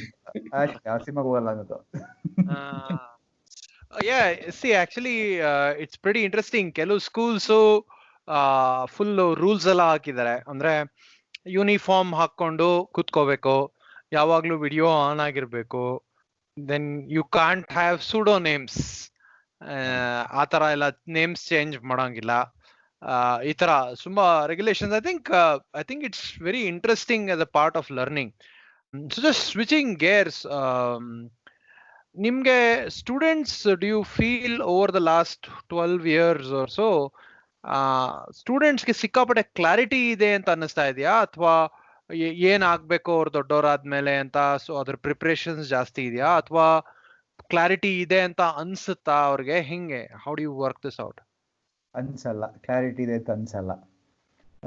ಯಾಕೆ ಅಂತಂದ್ರೆ ಮುಂದೆ ಏನಾಗ್ಬೇಕು ಅದ್ ಬಿಡಿ, ಅದೊಂದು ಆಸೆ ಇರುತ್ತೆ. ನಾನು ಮುಂದೆ ಏನಾಗ್ಬೇಕು ಅನ್ನೋದು ಆಸೆ ಎಲ್ರಿಗೂ ಇರುತ್ತೆ. ಇದು ಎಲ್ಲಾ ಜನರೇಷನ್ ಅಲ್ಲೂ ಸಾವಿರಾರು ವರ್ಷದಿಂದ ಹೀಗೆ ಆಸೆ ಬೇರೆ. ಆದ್ರೆ ನಾನು ಇದೇ ಆಗ್ತೀನಿ ಅನ್ನೋ ಕ್ಲಾರಿಟಿ ಇದೆಯಲ್ಲ, ಅದು ತುಂಬಾ ಕಮ್ಮಿ ಮಕ್ಳಿಗಿರುತ್ತೆ. ಎಷ್ಟೊಂದು ಮಕ್ಕಳಿಗೆ, ನನಗೆ 8ನೇ ಕ್ಲಾಸಿಂದ 9ನೇ ಕ್ಲಾಸಿಗೆ ಬಂದಾಗ ICSE ನಲ್ಲಿ ಎಲೆಕ್ಟಿವ್ ಸಬ್ಜೆಕ್ಟ್ಸ್ ಇರುತ್ತೆ. ಆ ಎಲೆಕ್ಟಿವ್ ಸಬ್ಜೆಕ್ಟ್ ಏನ್ ತಗೋಬೇಕು ಅನ್ನೋ ಕ್ಲಾರಿಟಿ ಕೂಡ ಇರಲ್ಲ. ನಾನು 10th ಸ್ಟ್ಯಾಂಡರ್ಡ್ ಮುಗಿಸಿ PUC ಏನ್ ಮಾಡ್ಬೇಕು ಅನ್ನೋ ಕ್ಲಾರಿಟಿ ಕೂಡ ಇರಲ್ಲ ತುಂಬಾ ಮಕ್ಕಳಿಗೆ. ಕೆಲವ್ರು ಇರ್ತಾರೆ, ಕೆಲವರು ನಾನು ನ್ಯೂರೋಬಯಾಲಜಿಸ್ಟ್ ಆಗ್ಬೇಕು, ಕಾರ್ಡಿಯಾಲಜಿಸ್ಟ್, ಅಷ್ಟು ಸ್ಪೆಸಿಫಿಕ್ ಆಗಿ ಹೇಳ್ತಾರೆ ನಾನು ಮುಂದೆ ಏನಾಗ್ಬೇಕು ಅಂತ. ನಮ್ಗಳಿಗೆ ಅಷ್ಟೆಲ್ಲ ಡಾಕ್ಟರ್ ಆಗ್ಬೇಕು ಅಷ್ಟೇ ಗೊತ್ತಿದ್ದು. ಈಗ ಅದ್ರಲ್ಲಿ ಏನ್ ಮಾಡ್ಬೇಕು ಅನ್ನೋಷ್ಟ್ರ ಮಟ್ಟಿಗೆ ತಿಳ್ಕೊಂಡಿರ್ತಾರೆ ಕೆಲವು ಮಕ್ಕಳು. ಈಗ ತಿಳ್ಕೊಳ್ಳೋರು ವಿಪರೀತ ತಿಳ್ಕೊಂಡಿರ್ತಾರೆ, ಇಲ್ಲ ಅಂತಂದ್ರೆ ಏನು ತಿಳ್ಕೊಂಡಿರಲ್ಲ. ಇನ್ಸ್ಟಾಗ್ರಾಮ್ ಇನ್ಫ್ಲುಯೆನ್ಸರ್ ಆಗ್ಬೇಕು ಅಂತ ಜಾಸ್ತಿ ಜನ ಪಾಡ್ಕಾಸ್ಟ್ ಮಾಡ್ಬೇಕು ಅಂತ ಸುಪ್ರೀತ್ ಅನ್ಕೊಂಡಿದ್ರು ನೋಡಿ, ಇವಾಗ ಅವರು ನೆನ್ಸ್ಕೊಂಡಿದ್ದಾರೆ. ಅಲ್ಲ, ಇದು ಯಾವಾಗ ಪಾಡ್ಕಾಸ್ಟ್ ಇದರಿಂದೆಲ್ಲ ಚೆನ್ನಾಗಿ ದುಡ್ಡು ಸಂಪಾದನೆ ಮಾಡ್ಬೋದು, ಇದೆಲ್ಲ ಪೇಪರ್ಲೆಲ್ಲ ಒಂದಷ್ಟು ಬಂದ್ಮೇಲೆ ಅವಾಗ ಅದು ಒಂದು ಪ್ರೊಫೆಷನ್ ಅಂತ ಆಗುತ್ತೆ. ಅವಾಗ ಅದು ನಾನು ಆ ಕೆಲಸ ಮಾಡಬೇಕು ಅಂತೆಲ್ಲ ಬರುತ್ತೆ. ಈಗ ಒಂದು 2-3 ಇನ್ಸಿಡೆಂಟ್ ಹೇಳ್ತೀನಿ ಕೇಳಿ. ಈಗ ನಮಗೆ ಕಿಂಡರ್ ಗಾರ್ಟನ್ನಲ್ಲಿ ಈಗ UKG ಮುಗಿಸ್ತಾರಲ್ವಾ, ಅವ್ರಿಗೊಂದೊಂದು ಫಂಕ್ಷನ್ ಅಂತ ಮಾಡ್ತೀವಿ. ಅದ್ರ ಹೆಸರು ಗ್ರಾಜುಯೇಷನ್ ಡೇ ಅಂತ. UKG ಇಂದ ಫಸ್ಟ್ ಸ್ಟ್ಯಾಂಡರ್ಡ್ಗೆ ಗ್ರಾಜುಯೇಟ್ ಆಗಿರ್ತಾರೆ ಅವರು. ಸರಿ, ಒಂದು ಫಂಕ್ಷನ್ ಇದು, ಮಕ್ಕಳಿಗೆಲ್ಲ ಗೌನ್ ಎಲ್ಲ ಹಾಕಿ ಒಂದು ಸರ್ಟಿಫಿಕೇಟ್ ಎಲ್ಲ ಕೊಟ್ಟಿರ್ತೀವಿ, ಅದೆಲ್ಲ ಮಾಡಿಸ್ತೀವಿ ಸುಮ್ಮನೆ. ಈ ಟೈಮಲ್ಲಿ ಪ್ರತಿಯೊಂದು ಮಗುನು ತಾನು ದೊಡ್ಡನಾದ್ಮೇಲೆ ಏನಾಗಬೇಕು ಅಂತ ಹೇಳಬೇಕು. ಅದೊಂದು ಒಂದು ಸೆರೆಮನಿ ಥರ. ಅದನ್ನು ಸಾಮಾನ್ಯವಾಗಿ ಅದನ್ನ ಒಂದು ವಿಡಿಯೋ ಮಾಡಿ ಹಾಕ್ಬಿಡ್ತೀವಿ. ಅಲ್ಲಿ ಹೇಳ್ಸಲ್ಲ, ಸ್ಟೇಜ್ ಮೇಲೆ ಹೇಳ್ಸಲ್ಲ. ಇಲ್ಲೇನಾಗುತ್ತೆ, ಕೆಲವು ಮಕ್ಕಳು ತುಂಬಾ, ನಾನು ಆಗ್ಲೇ ಹೇಳಿದ್ನಲ್ಲ, ಸ್ಪೆಸಿಫಿಕ್ ಆಗಿ ಹೇಳ್ತಾರೆ, ನಾನು ಒಬ್ಬ ಆಸ್ಟ್ರೋನಾಟ್ ಆಗಬೇಕು, ನಾನು ಆಸ್ಟ್ರೋಫಿಸಿಸಿಸ್ಟ್ ಆಗಬೇಕು. ಇದು UKG ಮಕ್ಕಳು ಹೇಳುತ್ತೆ. ಇಷ್ಟು ಕ್ಲಾರಿಟಿ ಇರುತ್ತೆ ಕೆಲವು ಮಕ್ಕಳಿಗೆ. ಒಬ್ಬ ಹುಡುಗ ಒಂದ್ಸಲ ಹೇಳಿದ್ದ, I want to become a humble politician ಅಂತ. ಅವಾಗ ಆ ಫಿಲಮ್ ರಿಲೀಸ್ ಆಗಿರುತ್ತೆ. ಒಬ್ರು ಒಂದ್ಸಲ ಏನಾಗಿತ್ತು, ಒಬ್ರು ಪೇರೆಂಟ್, ಯಾರಿಗೋ ಪೇರೆಂಟ್ಗೆ ಅನ್ಸುತ್ತೆ, ತುಂಬಾ ತುಂಬಾ ಗಾಬರಿ ಆಗಿತ್ತು. ಅವರು ಇದು ಬೇರೆ ಹೇಳಿದ್ರು, ಟೀಚರ್ಗಳಿಗೆಲ್ಲ ಹೇಳಿ ಕಳಿಸಿದ್ರು, ನನ್ನ ಮಗ ಡ್ರೈವರ್ ಆಗ್ಬೇಕು ಅಂತ ಹೇಳ್ತಿದ್ದೇನೆ, ಪ್ಲೀಸ್ ಚೇಂಜ್ ಮಾಡಿಸಿ ಅದನ್ನ ರೆಕಾರ್ಡ್ ಮಾಡುವಾಗ ನೀವು ಅಂತ. ಅವನಿಗೆ ಮೈ ನೇಮ್ ಈಸ್ XYZ ಹೇಳ್ಬಿಟ್ಟು I want to become engineer ಅಂತ ಅವನು ಕರೆಕ್ಷನ್ ಮಾಡ್ಕೊಂಡವನು. ಈ ತರನು ಇರುತ್ತೆ. ಇನ್ ಕೆಲವು ಪೇರೆಂಟ್ಸ್ ಸುಮ್ಮನೆ ಬಿಟ್ಬಿಡ್ತಾರೆ, ಆ ವಯಸ್ಸಲ್ಲಿ ಅವ್ರು ಏನಾಗಬೇಕು ಅನ್ನೋದು ಡಿಸೈಡ್ ಮಾಡಿರಲ್ಲ, ಆಸೆ ಇರುತ್ತೆ ಅಷ್ಟೇನೆ. ಎಲ್ಲೋ ಕೇಳಿರ್ತಾರೆ, ಎಲ್ಲೋ ಯಾವುದೋ ಓದಿರ್ತಾರೆ, ಪುಸ್ತಕದಲ್ಲಿ ಓದಿರ್ತಾರೆ, ಎಲ್ಲೋ ಕೇಳಿರ್ತಾರೆ, ನಾನು ಆರ್ನಿಥಾಲಜಿಸ್ಟ್ ಆಗಬೇಕು, ನಾನು ಆರ್ಕಿಯಾಲಜಿಸ್ಟ್ ಆಗಬೇಕು, ಈ ಥರ ಪದ ಎಲ್ಲ ಕಲ್ತ್ಕೊಂಡ್ಬಿಟ್ಟಿರ್ತಾರೆ. ವೊಕ್ಯಾಬ್ಲರಿ ಚೆನ್ನಾಗಿದೆಪ್ಪ ಈಗಿನ ಇದಕ್ಕೆ, ಆದರೆ ಸಾಲದು ಅನ್ಸುತ್ತೆ ನನಗೆ. ಅಲ್ಲ, ಮಕ್ಕಳು ಎಷ್ಟೇ ಮಾಡಿದ್ರು ಮೇಸ್ಟ್ರುಗಳಿಗೆ ಸಾಕಾಗಲ್ಲ, ಅದ್ ಬೇರೆ ಪಾಯಿಂಟ್. ಬಟ್ ಅರುಣ್ ಈಗ ಸಾರಿ 100 ತಗೊಂಡಿದ್ರು still you can still do better ಅಂತಾನೆ ಹೇಳೋದು ನಾವು. ಇದು ಫ್ಲೂಕ್ ಇರ್ಬೋದು, ಲೈಕ್ ಯು ಶುಡ್ ಕನ್ಸಿಸ್ಟೆಂಟ್ಲಿ 100 ಹಾಗೆ ಹೇಳಲ್ಲ, ಹಾಗೆ ಹೇಳಲ್ಲ. ಗ್ರೇಟ್. ಓಕೆ, ಇವಾಗ ಹೋಮ್ ಸ್ಕೂಲಿಂಗ್ ಅಂದ್ರೆ ವಾಟ್ ಆರ್ ಯುವರ್ ಥಾಟ್ಸ್? ಅಂದ್ರೆ ನಿಮ್ಗೆ ಯಾರಾದ್ರೂ ಮಾಡಿರೋರು ಗೊತ್ತಿದಾರಾ, ಅಥವಾ what is your opinion about it? Home schooling ನನಗೆ ನಾನು ಕೆಲಸ ಮಾಡಿಲ್ಲ. ಹೋಮ್ ಟ್ಯೂಷನ್ ಅಂತ ಮಾಡಿದ್ದೀನಿ ಅಷ್ಟೇನೆ, ಮಾಡ್ತಿರ್ತೀನಿ ಅದನ್ನು. ಯಾರೋ ಕೇಳಿರ್ತಾರೆ, ಏನೋ ಯಾವುದೋ ಒಂದು ಸಬ್ಜೆಕ್ಟ್ ಮಾತ್ರ ಪಾಠ ಮಾಡೋದು ಅಂತ. ಹೋಮ್ ಸ್ಕೂಲಿಂಗ್ ನಾನು ಎಕ್ಸಾಕ್ಟಾಗಿ ಹೇಗೆ ಕೆಲಸ ಹೇಗೆ ವರ್ಕ್ ಆಗುತ್ತೆ ಅನ್ನೋದನ್ನು ನಂದು ಫಸ್ಟ್ ಹ್ಯಾಂಡ್ ಎಕ್ಸ್ಪೀರಿಯನ್ಸ್ ಇಲ್ಲ. ಬಟ್ ನನ್ಗೆ ಗೊತ್ತಿರೋರು 1-2-3 ಜನ ಅವ್ರ ಮಕ್ಕಳಿಗೆ ಹೋಮ್ ಸ್ಕೂಲಿಂಗ್ ಮಾಡಿಸ್ತಿದ್ದಾರೆ. ಅವ್ರಿಗದು ವರ್ಕ್ ಆಗ್ತಾ ಇದೆ. ಮಗುಗೆ ತನಗೆ ಬೇಕಾಗಿರೋ ಟೈಮ್ಗೆ ಶೆಡ್ಯೂಲ್ ಮಾಡ್ಕೋಬಹುದು, ತನಗೆ ಬೇಕಾಗಿರೋ ಟೀಚರ್ನ ಚೂಸ್ ಮಾಡ್ಕೊಳ್ಳೋ ಅವಕಾಶ ಇರುತ್ತೆ. ಆ್ಯಂಡ್ ಈಗ ಗೌರ್ಮೆಂಟ್ ಕೂಡ ಕೊಟ್ಟಿದ್ದಲ್ಲ, ಪ್ರೈವೇಟಾಗಿ ಕಟ್ಕೋಬೋದು ಪರೀಕ್ಷೆಗಳನ್ನು, ಏನಿಲ್ಲ ಅಂತ. ಆ್ಯಸ್ ಲಾಂಗ್ ಆ್ಯಸ್ ಚೈಲ್ಡ್, ಆ ಮಗುಗೆ ಅದು ಬೆನಿಫಿಟ್ ಆಗ್ತಾ ಇದೆ ಅನ್ನೋ ತನಕ ಎನಿಥಿಂಗ್ ಈಸ್ ಫೈನ್. ನನಗೇನು ಅದ್ರ ಬಗ್ಗೆ ಏನು ಅದು ಸರಿ ತಪ್ಪು ಅನ್ನೋದೆಲ್ಲ ಏನೂ ಇಲ್ಲ. ಆದರೆ ಅದರಲ್ಲಿ ಅದರದ್ದೇ ಆದ ಪ್ರಾಸ್ ಆ್ಯಂಡ್ ಕಾನ್ಸ್ ಇದ್ದೇ ಇರುತ್ತೆ. ಏಕೆಂದರೆ ಬೇರೆ ಮಕ್ಕಳ ಜೊತೆ ಬೆರೆಯಲ್ಲ ಹೋಮ್ ಸ್ಕೂಲಿಂಗ್ ಇರೋ ಮಕ್ಕಳು, ಆ ಅವಕಾಶ ಕಳ್ಕೊಳತ್ವೆ. ಆದರೆ ಅಡ್ವಾಂಟೇಜ್ ಅಂದರೆ ಬೇರೆ ಮಕ್ಕಳ ಜೊತೆ ಎಲ್ಲ ಬೆರ್ತು ಹಾಳಾಗೋ ಅವಕಾಶ ಇರಲ್ಲ. ಸೊ ಆಕ್ಚುಲಿ ಅದು ಸಿಲಿಕಾನ್ ವ್ಯಾಲಿನಲ್ಲಿರೋ ತುಂಬಾ ಜನಕ್ಕೆ ದೊಡ್ಡ ಕ್ರೇಜ್ ಅದು ಹೋಮ್ ಸ್ಕೂಲಿಂಗ್. ಅವರು ಅದನ್ನ they can afford to do it. ಎಷ್ಟೊಂದು ಪೇರೆಂಟ್ಸ್ಗೆ ನನ್ನ ಮಕ್ಕಳನ್ನ ಹಾಸ್ಟೆಲ್ಗೆ ಸೇರಿಸ್ಬಿಟ್ರೆ ಅವ್ರ ಲೈಫ್ ಡಿಸಿಪ್ಲಿನ್ಡ್ ಆಗೋಗುತ್ತೆ ಅನ್ನೋದೊಂದಿರುತ್ತೆ. ಸೊ ಅದು ಆ ಮಗುಗೆ ಹೇಗೆ ಹೆಲ್ಪ್ ಆಗುತ್ತೆ ಅನ್ನೋದು ನನಗೆ ಗೊತ್ತಿಲ್ಲ. ಆ ಪೇರೆಂಟ್ಸ್ಗೆ ಏನು ಬೇಕೋ ಅದು ನನ್ನ ಮಗು ಒಳ್ಳೇದು ಅಂತ ಅನ್ಕೊಂಡ್ಬಿಟ್ಟಿರ್ತೀವಿ. ನನಗೇನು ಸರಿ ಅನ್ಸುತ್ತೋ ನನ್ನ ಮಗುಗೆ ಅದು ಒಳ್ಳೇದು ಅಂತ ನಾನು ಭ್ರಮೇಲಿ ಇರ್ತೀನಿ. ಅದು ಪ್ರತಿಯೊಂದು ಮಗುಗೂ ಬೇರೆ ಬೇರೆ ಥರ ಇರುತ್ತೆ. ನನ್ನನ್ನೇನಾದ್ರು ಹಾಸ್ಟೆಲ್ ನಾನು ಸೂಸೈಡ್ ಮಾಡ್ಕೋತಿದ್ದೆ ಮೋಸ್ಟ್ಲಿ. ಈಗ ಹೋಮ್ ಸ್ಕೂಲಿಂಗ್ ಮಾಡೋರು ಅಂದ್ರೆ what is the main reason they give home schooling ಗೆ? ಅಂದ್ರೆ they'll have more freedom, ಹೇಗೆ ಹೇಳ್ಕೊಡ್ಬೋದು ಅನ್ನೋದಿರುತ್ತೆ ಅನ್ನೋ ಕಾರಣಕ್ಕ ತಮಗೆ ಬೇಕಾದ ಟೀಚರ್ಸ್ನ ಚೂಸ್ ಮಾಡ್ಕೋಬಹುದು, ತಮಗೆ ಬೇಕಾದ ಟೈಮಿಂಗ್ ಅಡ್ಜಸ್ಟ್ ಮಾಡ್ಕೋಬಹುದು, ಅದಕ್ಕೆ ನಮ್ಗೆ ಬೇಕಾದ ಜಾಗದಲ್ಲಿ ಪಾಠಗಳಾಗತ್ತೆ. ಸೊ ಇನ್ನೇನು ಅದಕ್ಕಿಂತ ಫ್ರೀಡಮ್ ಇನ್ನೇನು ಬೇಕು? ಸಬ್ಜೆಕ್ಟ್ ಲರ್ನಿಂಗ್ಗಳು it will be taken care. But ಈಗ ಮಕ್ಕಳು ಸೋಷಿಯಲ್ ಸ್ಕಿಲ್ಸ್ ಹೇಗೆ ಕಲಿತಾರ, ಅದನ್ನ ಹೇಗೆ ಕಾಂಪನ್ಸೇಟ್ ಮಾಡಕ್ಕೆ ಟ್ರೈ ಮಾಡ್ತಾರೆ? ಐಡಿಯಾ ಇದೆಯಾ? ಇಲ್ಲ, ಸೋಷಿಯಲ್ ಸ್ಕಿಲ್ಸ್ಗೆ ಅವ್ರು ನಮ್ಗೆ ಬೇಕಾದವ್ರ ಜೊತೆ ಮಾತ್ರ ಬೆರಿಬೇಕು ಅಂತಿರುತ್ತೆ. ಈಗ ಈ ಸ್ಕೂಲ್ಗಳಲ್ಲಿ ಚಿಕ್ಕ ಮಕ್ಕಳು ಇದ್ದಾಗ ಕೆಲವು ಪೇರೆಂಟ್ಸ್ ಕಂಪ್ಲೇಂಟ್ ಏನಾಗಿರುತ್ತೆ ಅಂದರೆ, ನನ್ನ ಮಗು ಇನ್ನೊಂದು ಮಗು ಜೊತೆ ಕೂತ್ಕೊಂಡು ಊಟ ಮಾಡ್ತಾ ಇದೆ ಅನ್ನೋದೇ ಪ್ರಾಬ್ಲಮ್ ಆಗಿರುತ್ತೆ. ಎಲ್ಲಿ ಶೇರ್ ಮಾಡ್ಕೊಂಡ್ಬಿಟ್ರೆ ಏನಾಗ್ಬಿಡುತ್ತೋ, ಏನು ತೊಂದರೆ ಆಗುತ್ತೋ ಅನ್ನೋದು. ಈಗಿನ ಸ್ಥಿತಿ ಬಿಡಿ, ಈ ಲಾಕ್ಡೌನ್ ಸ್ಥಿತಿ ಬಿಟ್ಟು ಇಲ್ಲಾಂದ್ರೂ ಇದಿತ್ತು. ನನ್ನ ಮಗು ಅವ್ರ ಜೊತೆ ಕೂತ್ಕೊಂಡು ತಿಂತಾರೆ, ಆ ಎಂಜಲು ತಿಂದ್ಬಿಡ್ತಾರೆ, ಅವರು ಏನು ನಾನ್ ವೆಜ್ ತಂದಿರ್ತಾರೆ ಅದು ತಿಂದ್ಬಿಡುತ್ತೆ ನನ್ನ ಮಗು. ಅಥವಾ ಇನ್ನೇನೋ ಈ ಯಾವುದೋ ತಿರುಪತಿ ಪ್ರಸಾದ ನನ್ನ ಮಗನ ಕೊಟ್ಬಿಟ್ಟ ಅಂತ ಒಬ್ರು ಬೇರೆ ರಿಲಿಜನ್ ಅವರು ಕಂಪ್ಲೇಂಟ್ ಮಾಡ್ಬೋದು. ಸೊ ಇದೆಲ್ಲ ನಡೆಯುತ್ತೆ, ಇದನ್ನು ನಾನು ಎಕ್ಸಾಜರೇಟ್ ಮಾಡ್ತಿಲ್ಲ, ಇವೆಲ್ಲ ಆಗುತ್ತೆ. ಒಂದು ಬಾಟ್ಲ್ ನೀರು ಅವನು ಕುಡ್ದ್ಬಿಟ್ಟ, ಕಚ್ಕೊಂಡು ಕುಡ್ದ ಅನ್ನೋದು ದೊಡ್ಡ ಇಶ್ಯೂ ಆಗುತ್ತೆ. ನಾವ್ ಚಿಕ್ಕವರಿದ್ದಾಗ ತಲೆನಲ್ಲಿ ಏನ್ ತುಂಬ್ಕೊಂಡ್ ಬಂದ್ಬಿಟ್ಟ ಇನ್ನೊಬ್ಬ ಪಕ್ಕ ಕುತ್ಕೊಂಡು ಅನ್ನೋದು ದೊಡ್ಡ ಪ್ರಾಬ್ಲಮ್. ಅವನಿಂದ ಏನ್ ಬಂತು ಇವೆಲ್ಲ ಆಗ್ಬೇಕು, ಮಕ್ಕಳು ಇವೆಲ್ಲ ಆಗ್ತಿರ್ಬೇಕು. ತೊಂದರೆ ಅಂದ್ರೆ ಕೆಲಸ ಎಲ್ಲ ಬರುತ್ತೆ. ಅವ್ನು ಯಾರಿಗೋ ಕೆಮ್ಮಿದ್ರೆ ನನಗೂ ನನ್ನ ಮಗುಗೂ ಕೆಮ್ಮು ಬರುತ್ತೆ, ಏನು ಮಾಡೋಕ್ಕಾಗಲ್ಲ. ಹಾಗಂತ ಜೊತೆ ಬೆರೆಯೋದೇ ಬೆರೆಯೋಂಥ ಅವಕಾಶನೇ ಕಳೆದ್ಬಿಟ್ರೆ ಚೆನ್ನಾಗಿರಲ್ಲ ಅಂತ ಅನ್ಸುತ್ತೆ ನನಗೆ, ನನ್ನ ಪರ್ಸನಲ್ ಒಪಿನಿಯನ್ ಇದು. ಆದರೆ ಆ ಮಗುಗದು ಬೆನಿಫಿಟ್ ಆಗ್ತಾ ಇದೆ ಅಂತಂದರೆ, ಕೆಲವು ಮಕ್ಕಳು ಈಗ 40 ಜನ ಕ್ಲಾಸಲ್ಲಿ ಇರ್ತಾರೆ. ನಮ್ಮ ದೇಶದ ಸ್ಕೂಲಲ್ಲಿ ಆವ್ರೇಜ್ ಇದು ಕ್ಲಾಸ್ ರೂಮ್ ಸ್ಟ್ರೆಂತ್ 35ರಿಂದ 40. ಕೆಲವು ಮಕ್ಕಳು ಪಾಪ ತುಂಬ ನಿಧಾನಕ್ಕೆ ಕಲ್ತ್ಕೊಳತ್ವೆ. ನಾನು ಆಸ್ ಎ ಟೀಚರ್ ನಾನು ಒಂದೊಂದು ಮಗುನು ನೋಡೋಕ್ಕಾಗಲ್ಲ, ಎಲ್ಲ ಒಂದೊಂದು ಮಗು ಪೇಸ್ಗೂ ಅಡ್ಜಸ್ಟ್ ಆಗೋಕ್ಕಾಗಲ್ಲ.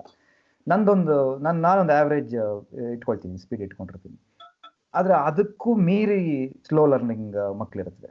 ಸೊ ಅವುಗಳಿಗೆ ಹೆಲ್ಪ್ ಆಗ್ಬೋದು ಅನ್ಸುತ್ತೆ ನನಗೆ ಹೋಮ್ ಸ್ಕೂಲಿಂಗ್ ಆ ಥರ ಇದ್ದವ್ರಿಗೆ. ಮತ್ತು ಕೆಲವುದಕ್ಕೆಲ್ಲ ಇವಾಗ ಬೇರೆದಕ್ಕೆಲ್ಲ ಅವಕಾಶ ಇರುತ್ತೆ. ಸಂಗೀತ ಕಲ್ತ್ಕೋಬೇಕು, ಇನ್ನೇನೋ ಸ್ವಿಮ್ಮಿಂಗ್ ಹೋಗಬೇಕು, ಇನ್ನೇನೋ ಟೆನ್ನಿಸ್ ಹೋಗಬೇಕು ಅಂತಂದರೆ ಅದಕ್ಕೆಲ್ಲ ಅವಕಾಶ ಜಾಸ್ತಿ ಇರುತ್ತೆ. ಇಲ್ಲಾಂದರೆ ಸ್ಕೂಲ್ ಕೆಲಸ ಮಾಡೋದ್ರಲ್ಲೇ ಟೈಮ್ ಆಗೋಗುತ್ತೆ ಮಕ್ಕಳಿಗೆ. ಆಮೇಲೆ ಹೆಲಿಕಾಪ್ಟರ್ ಪೇರೆಂಟಿಂಗ್ ಇದ್ದವರಿಗೆ ಅದು ಇನ್ನೂ ಮಕ್ಕಳನ್ನ ಒಳ್ಳೆ ನೀಟಾಗಿ ನೋಡ್ಕೊಂಡಿರೋ ಗಾರ್ಡನ್ ತರ ಫುಲ್ ಟ್ರಿಮ್ ಮಾಡ್ಬಿಟ್ಟು ಹೆಲಿಕಾಪ್ಟರ್ ಪೇರೆಂಟಿಂಗ್ ಅಂತ ಒಂದು ಕಾನ್ಸೆಪ್ಟ್ ಇದೆ.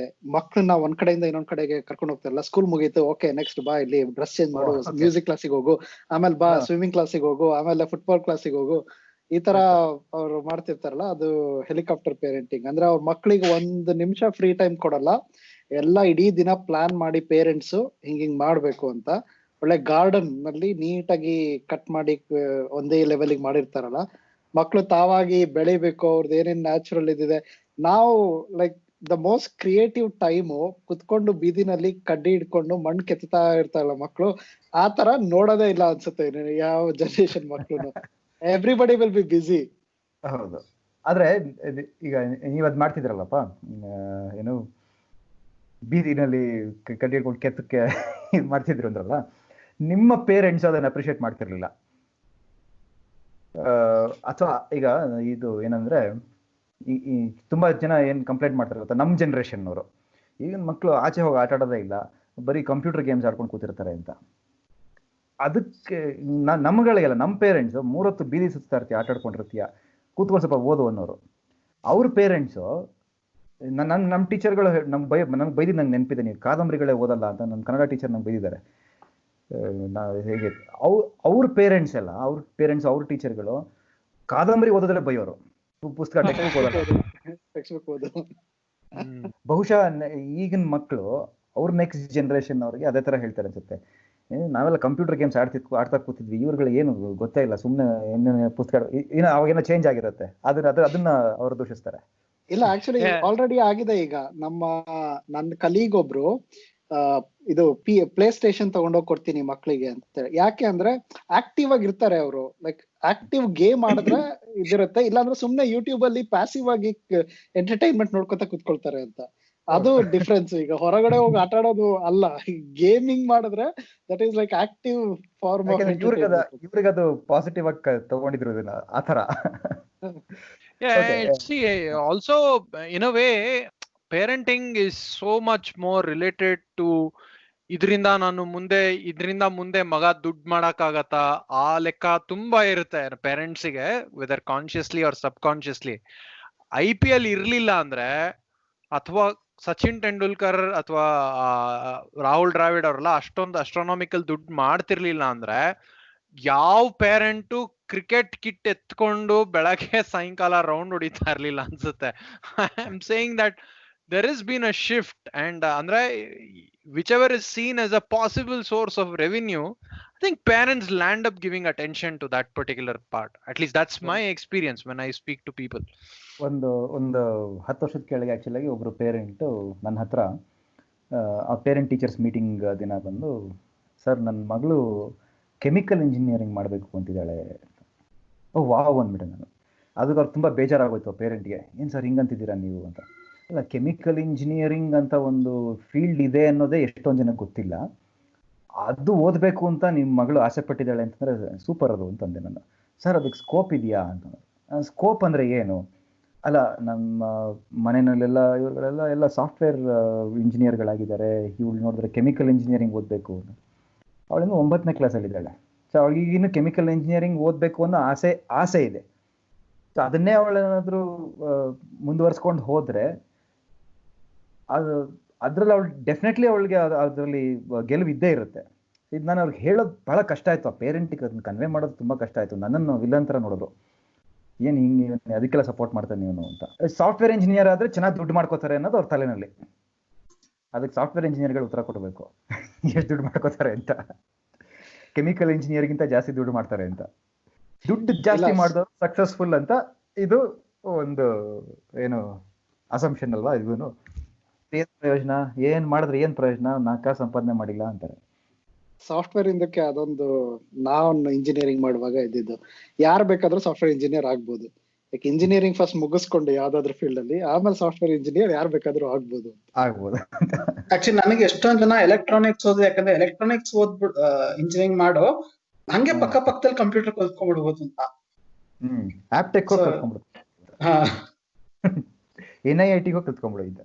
ಅರುಣ್, ಇವಾಗ ಸ್ಕೂಲ್ ಅಲ್ಲಿ ಮೋಸ್ಟ್ಲಿ ನೀವು ಹೈಸ್ಕೂಲ್ ಅಲ್ಲಿ ಇದ್ದೀರಾ, ಹೈಸ್ಕೂಲ್ ಅಲ್ಲಿ ಅಷ್ಟೊಂದು ಅಪ್ಲೈ ಆಗಲ್ಲ. ಮಿಡಲ್ ಸ್ಕೂಲ್ ಅಲ್ಲಿ, ಪ್ರೈಮರಿ ಸ್ಕೂಲ್ ಅಲ್ಲಿ ಪನಿಷ್ ಮಾಡೋದಿದೆಯಲ್ಲ, ಇವಾಗ ಮಕ್ಳನ್ನ ಡಿಸಿಪ್ಲಿನ್ ಮಾಡ್ಬೇಕು ಅಂದ್ರೆ ಪನಿಷ್ ಮಾಡೋದು.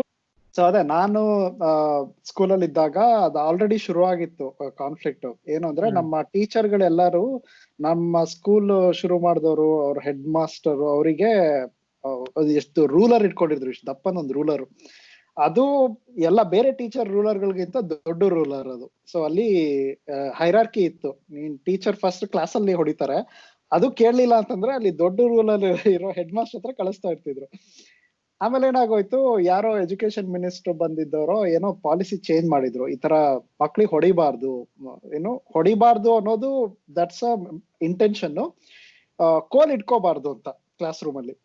ಸೊ ಅದಕ್ಕೆ ಏನ್ ಮಾಡೋರು, ಶೆಲ್ಫ್ ಇರೋದು ಈ ತರ ಇನ್ಸ್ಪೆಕ್ಷನ್ ಬರ್ತಾರೆ ಗೊತ್ತಾಗ್ತಿದ್ದಂಗೆ ಟೀಚರ್ಗಳು ಕೋಲ್ನ ತೆಗೆದ್ಬಿಟ್ಟು ಆ ಶೆಲ್ಫ್ ಮೇಲೆ ಹಾಕ್ಬಿಡೋರು. ಸೊ ಅಲ್ಲಿ they knew that it works. ಹೊಡಿಲಿಲ್ಲ ಅಂದ್ರೆ ಇವ್ರು ಕಲಿಯಲ್ಲ ಅಂತ ಅವ್ರಿಗೆ ಗೊತ್ತಿತ್ತು.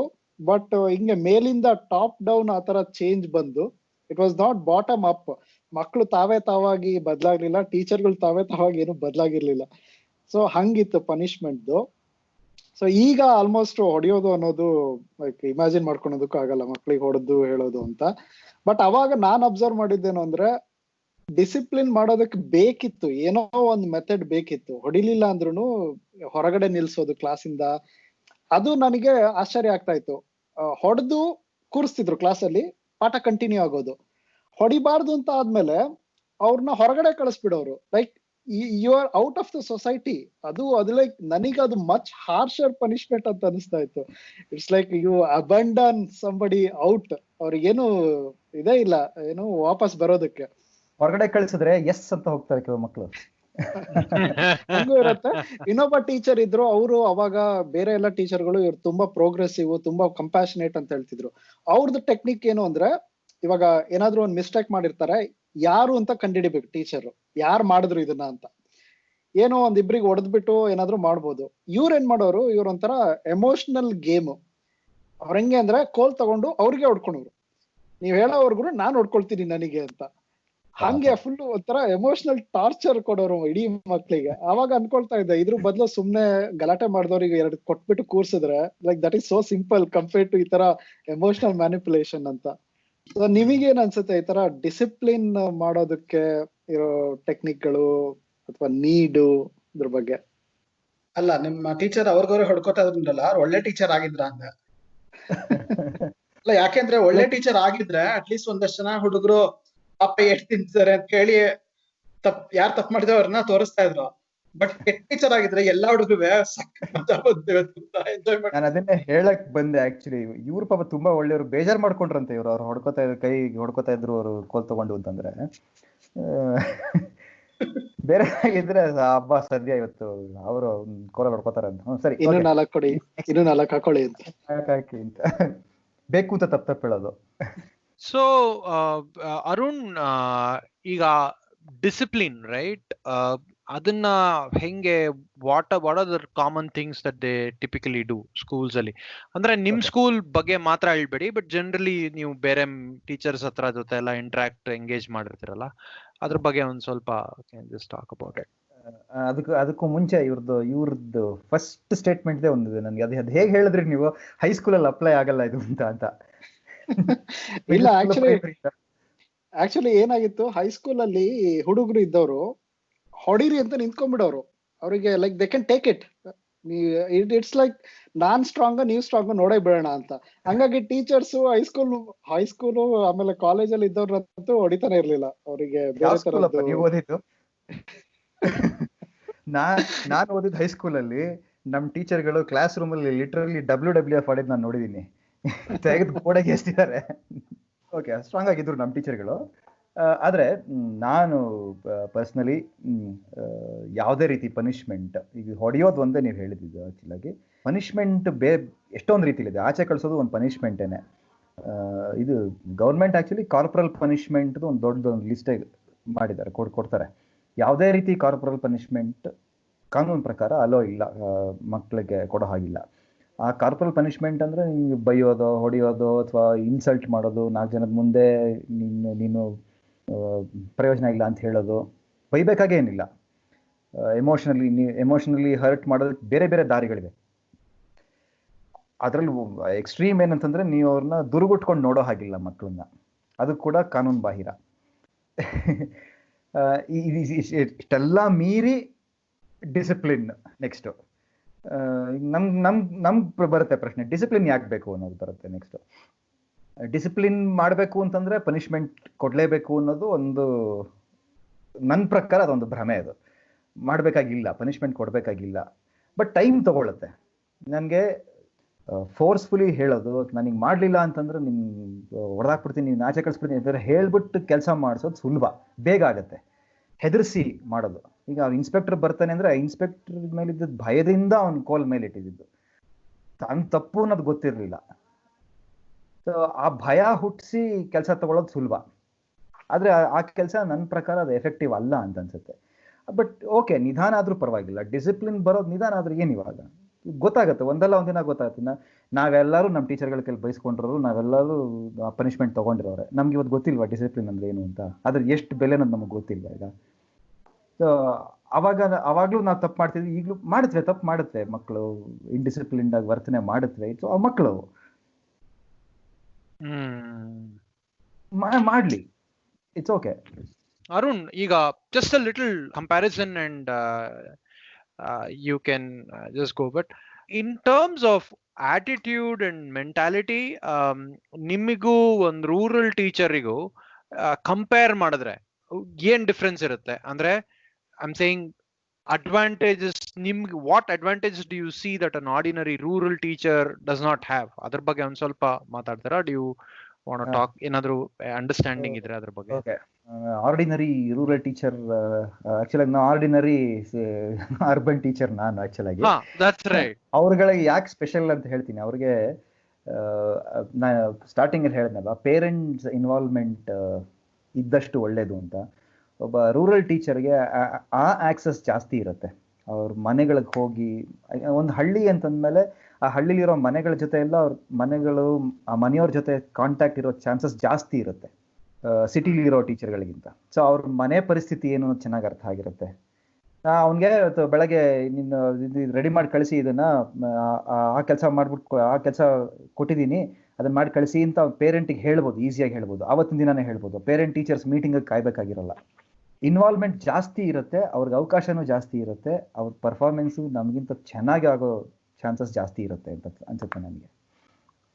ನನಗೆ ಕೆಲವ್ರು ಗೊತ್ತು, ಪರ್ಸನಲಿ ಗೊತ್ತು, ಹಳ್ಳಿಗಳ ಕಡೆ ಪಾಠ ಮಾಡೋರು ಗೊತ್ತು. ಅಗೇನ್ ಇಲ್ಲಿ 2 ಥರ.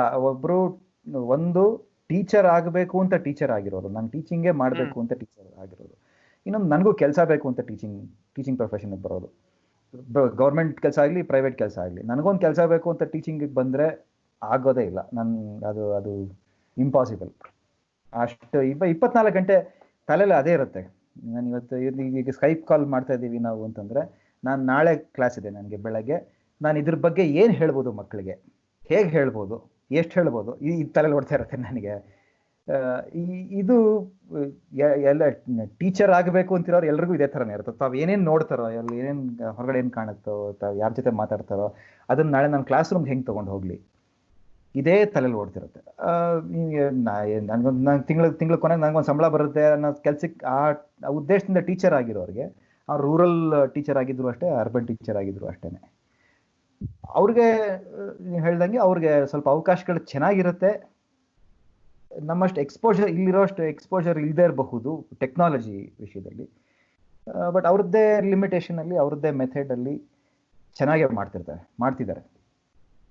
ಆಮೇಲೆ ಇದು ಇರುತ್ತಲ್ವಾ, ಇಂಪ್ಯಾಕ್ಟ್ ನೋಡಿದ್ರೆ ಇವಾಗ ಅದೊಂದು ಏನು ಲಾ ಆಫ್ ಡಿಮಿನಿಷಿಂಗ್ ರಿಟರ್ನ್ಸ್ ಅಂತ ಒಂದು ಎಕನಾಮಿಕ್ ಕಾನ್ಸೆಪ್ಟ್ ಇದೆ. ನೀವಿವಾಗ ಹೊಟ್ಟೆ ಹಸ್ದಾಗ ಒಂದು ಹಣ್ಣು ತಿಂದ್ರೆ, ಒಂದ್ ಬಾಳೆಹಣ್ಣು ತಿಂದ್ರೆ ಅದು ತುಂಬಾ ಟೇಸ್ಟಿ ಅನ್ಸುತ್ತೆ. ಒಂದ್ ಸ್ವಲ್ಪ ಹೊಟ್ಟೆ ತುಂಬಿರುವಾಗ ಇನ್ನೊಂದ್ ತಿಂದ್ರೆ ಓಕೆ, ಬಟ್ ಅದಂಗೆ ಕಡಿಮೆ ಆಗ್ತಾ ತುಂಬಾ ಹೊಟ್ಟೆ ಬಿರಿತಾ ಇರುವಾಗ ಇನ್ನೊಂದ್ ತಿಂದ್ರೆ ನಿಮಗೆ ಅದು ಎಂಜಾಯ್ ಮಾಡಕ್ಕೆ ಆಗಲ್ಲ. ಸೊ ಅದು ಲಾ ಆಫ್ ಡಿಮಿನಿಷಿಂಗ್ ರಿಟರ್ನ್ಸ್ ಅಂತಾರೆ. ಹಂಗೆ ಮೃಷ್ಟಾನ್ನ ಕೂಡ ವಾಂತಿ ಬರ್ಸುತ್ತೆ. ಅದಂಗೆ ಹಳಸಿದ ರೊಟ್ಟಿ ಕೂಡ ಮೃಷ್ಟಾನ್ನ. ಹಂಗೇನೆ ಈಗ ಟೀಚರ್ಗಳಿಗೆ ಮಕ್ಕಳು ತುಂಬಾ ಸ್ಕೋಪ್ ಇದೆ ಇಂಪ್ರೂವ್ ಆಗೋದಕ್ಕೆ. ಲೈಕ್ ಇವ್ರ ಹಾರಿಬಲ್, ಇವ್ರನ್ನ ಒಂದು ಡೀಸೆಂಟ್ ಲೆವೆಲ್ಗೆ ತರಬೇಕು ಅಂದ್ರೆ ಅವ್ರದ್ದು ಇಂಪ್ಯಾಕ್ಟ್ ಅಷ್ಟಂದ್ರೆ ತುಂಬಾ ಜಾಸ್ತಿ. ಇವಾಗ ಆಲ್ರೆಡಿ ತುಂಬಾ ಜಾಣರಿದ್ದಾರೆ, ಈಗಾಗ್ಲೇ 90% ತಗೊಳ್ತಿದ್ದಾನೆ, ಅವನು 95 ತಗೊಂಡೋಗೋದಕ್ಕೆ ಎಫರ್ಟ್ ಜಾಸ್ತಿ ಬೇಕು, ಅದು ಈಸಿ ಅಲ್ಲ. ಬಟ್ ಅದೇ ಫೇಲ್ ಆಗ್ತಿದ್ದವ್ರನ್ನೆಲ್ಲ ಪಾಸ್ ಮಾಡಿಸ್ಬಿಟ್ರೆ ಇಂಪ್ಯಾಕ್ಟ್ ಇದೆಯಲ್ಲ, ಅದು ತುಂಬಾ ಜಾಸ್ತಿ ಇಂಪ್ಯಾಕ್ಟ್. ಸೊ ಮೋಸ್ಟ್ಲಿ ಸ್ಯಾಟಿಸ್ಫ್ಯಾಕ್ಷನ್ ಜಾಸ್ತಿ ಇರುತ್ತೆ ಅನ್ಸುತ್ತೆ ಹಳ್ಳಿ ಟೀಚರ್ಗಳಿಗೆ. ಹಳ್ಳಿ ಮಕ್ಕಳು ಮಾತ್ರಕ್ಕೆ ಕಡಿಮೆ ತಗೋಬೇಕು ಮಾರ್ಕ್ಸ್ ಅಂತ ಏನಿಲ್ಲ. ಅದೊಂದು 30ಇಂದ 60 ಸ್ವಲ್ಪ ಕಷ್ಟ, 60 to 90 ಕಷ್ಟ, 90 ಅಬೌವ್ ಈಸಿ. 30, 60, 90 ಯಾವ ತರ ಬೇಕಾದ್ರೆ ಅರ್ಥ ಮಾಡ್ಕೊಳ್ಳಿ. So actually, Supreet, it's a very interesting point. Yakandra, before this podcast, I was speaking to somebody who understands rural schools and all those things. ನೀವು ಪಾಸಿಂಗ್ ಅಂತ ಹೇಳಿದ್ರಲ್ಲ, ಅನ್ಫಾರ್ಚುನೇಟ್ಲಿ ಅದೇನಾಗಿದೆ ಅಂದ್ರೆ ಈ passing numbers and passing percentages have become a big problem. ಹೆಂಗೆ ಅಂದ್ರೆ ಮಕ್ಕಳಿಗೆ ಫೇಲ್ಯೂರ್ನೇ avoid ಮಾಡ್ತಾ ಇದ್ದಾರೆ. ಅಂದ್ರೆ ಫಾರ್ ಎಕ್ಸಾಂಪಲ್ 7th ತನಕ ಫೇಲ್ ಮಾಡೋಂಗಿಲ್ಲ ಅಂತ ಫಸ್ಟಿಗೆ ರೂಲ್ಸ್ ತಂದ್ರು. That meant that accountability is not there, right? Pass ಮಾಡೋದು ಬೇರೆ, ಬಟ್ ಅಕೌಂಟಬಿಲಿಟಿ ಎಲ್ಲೋ ಒಂದ್ ಕಡೆ ಒಂದು ಪ್ರಾಸೆಸ್ ಇರ್ಬೇಕಲ್ವಾ? So that is one. Second stage ಅಲ್ಲಿ ಬೋರ್ಡ್ ಎಕ್ಸಾಮ್ಸ್ ಅಲ್ಲಿ, SSLC ಬೋರ್ಡ್ ಎಕ್ಸಾಮ್ಸ್ ಅಲ್ಲಿ there are orders that are given by the government to say, informal of course, to say ಇಷ್ಟು ಪರ್ಸೆಂಟೇಜ್ ಆಗ್ಬೇಕು.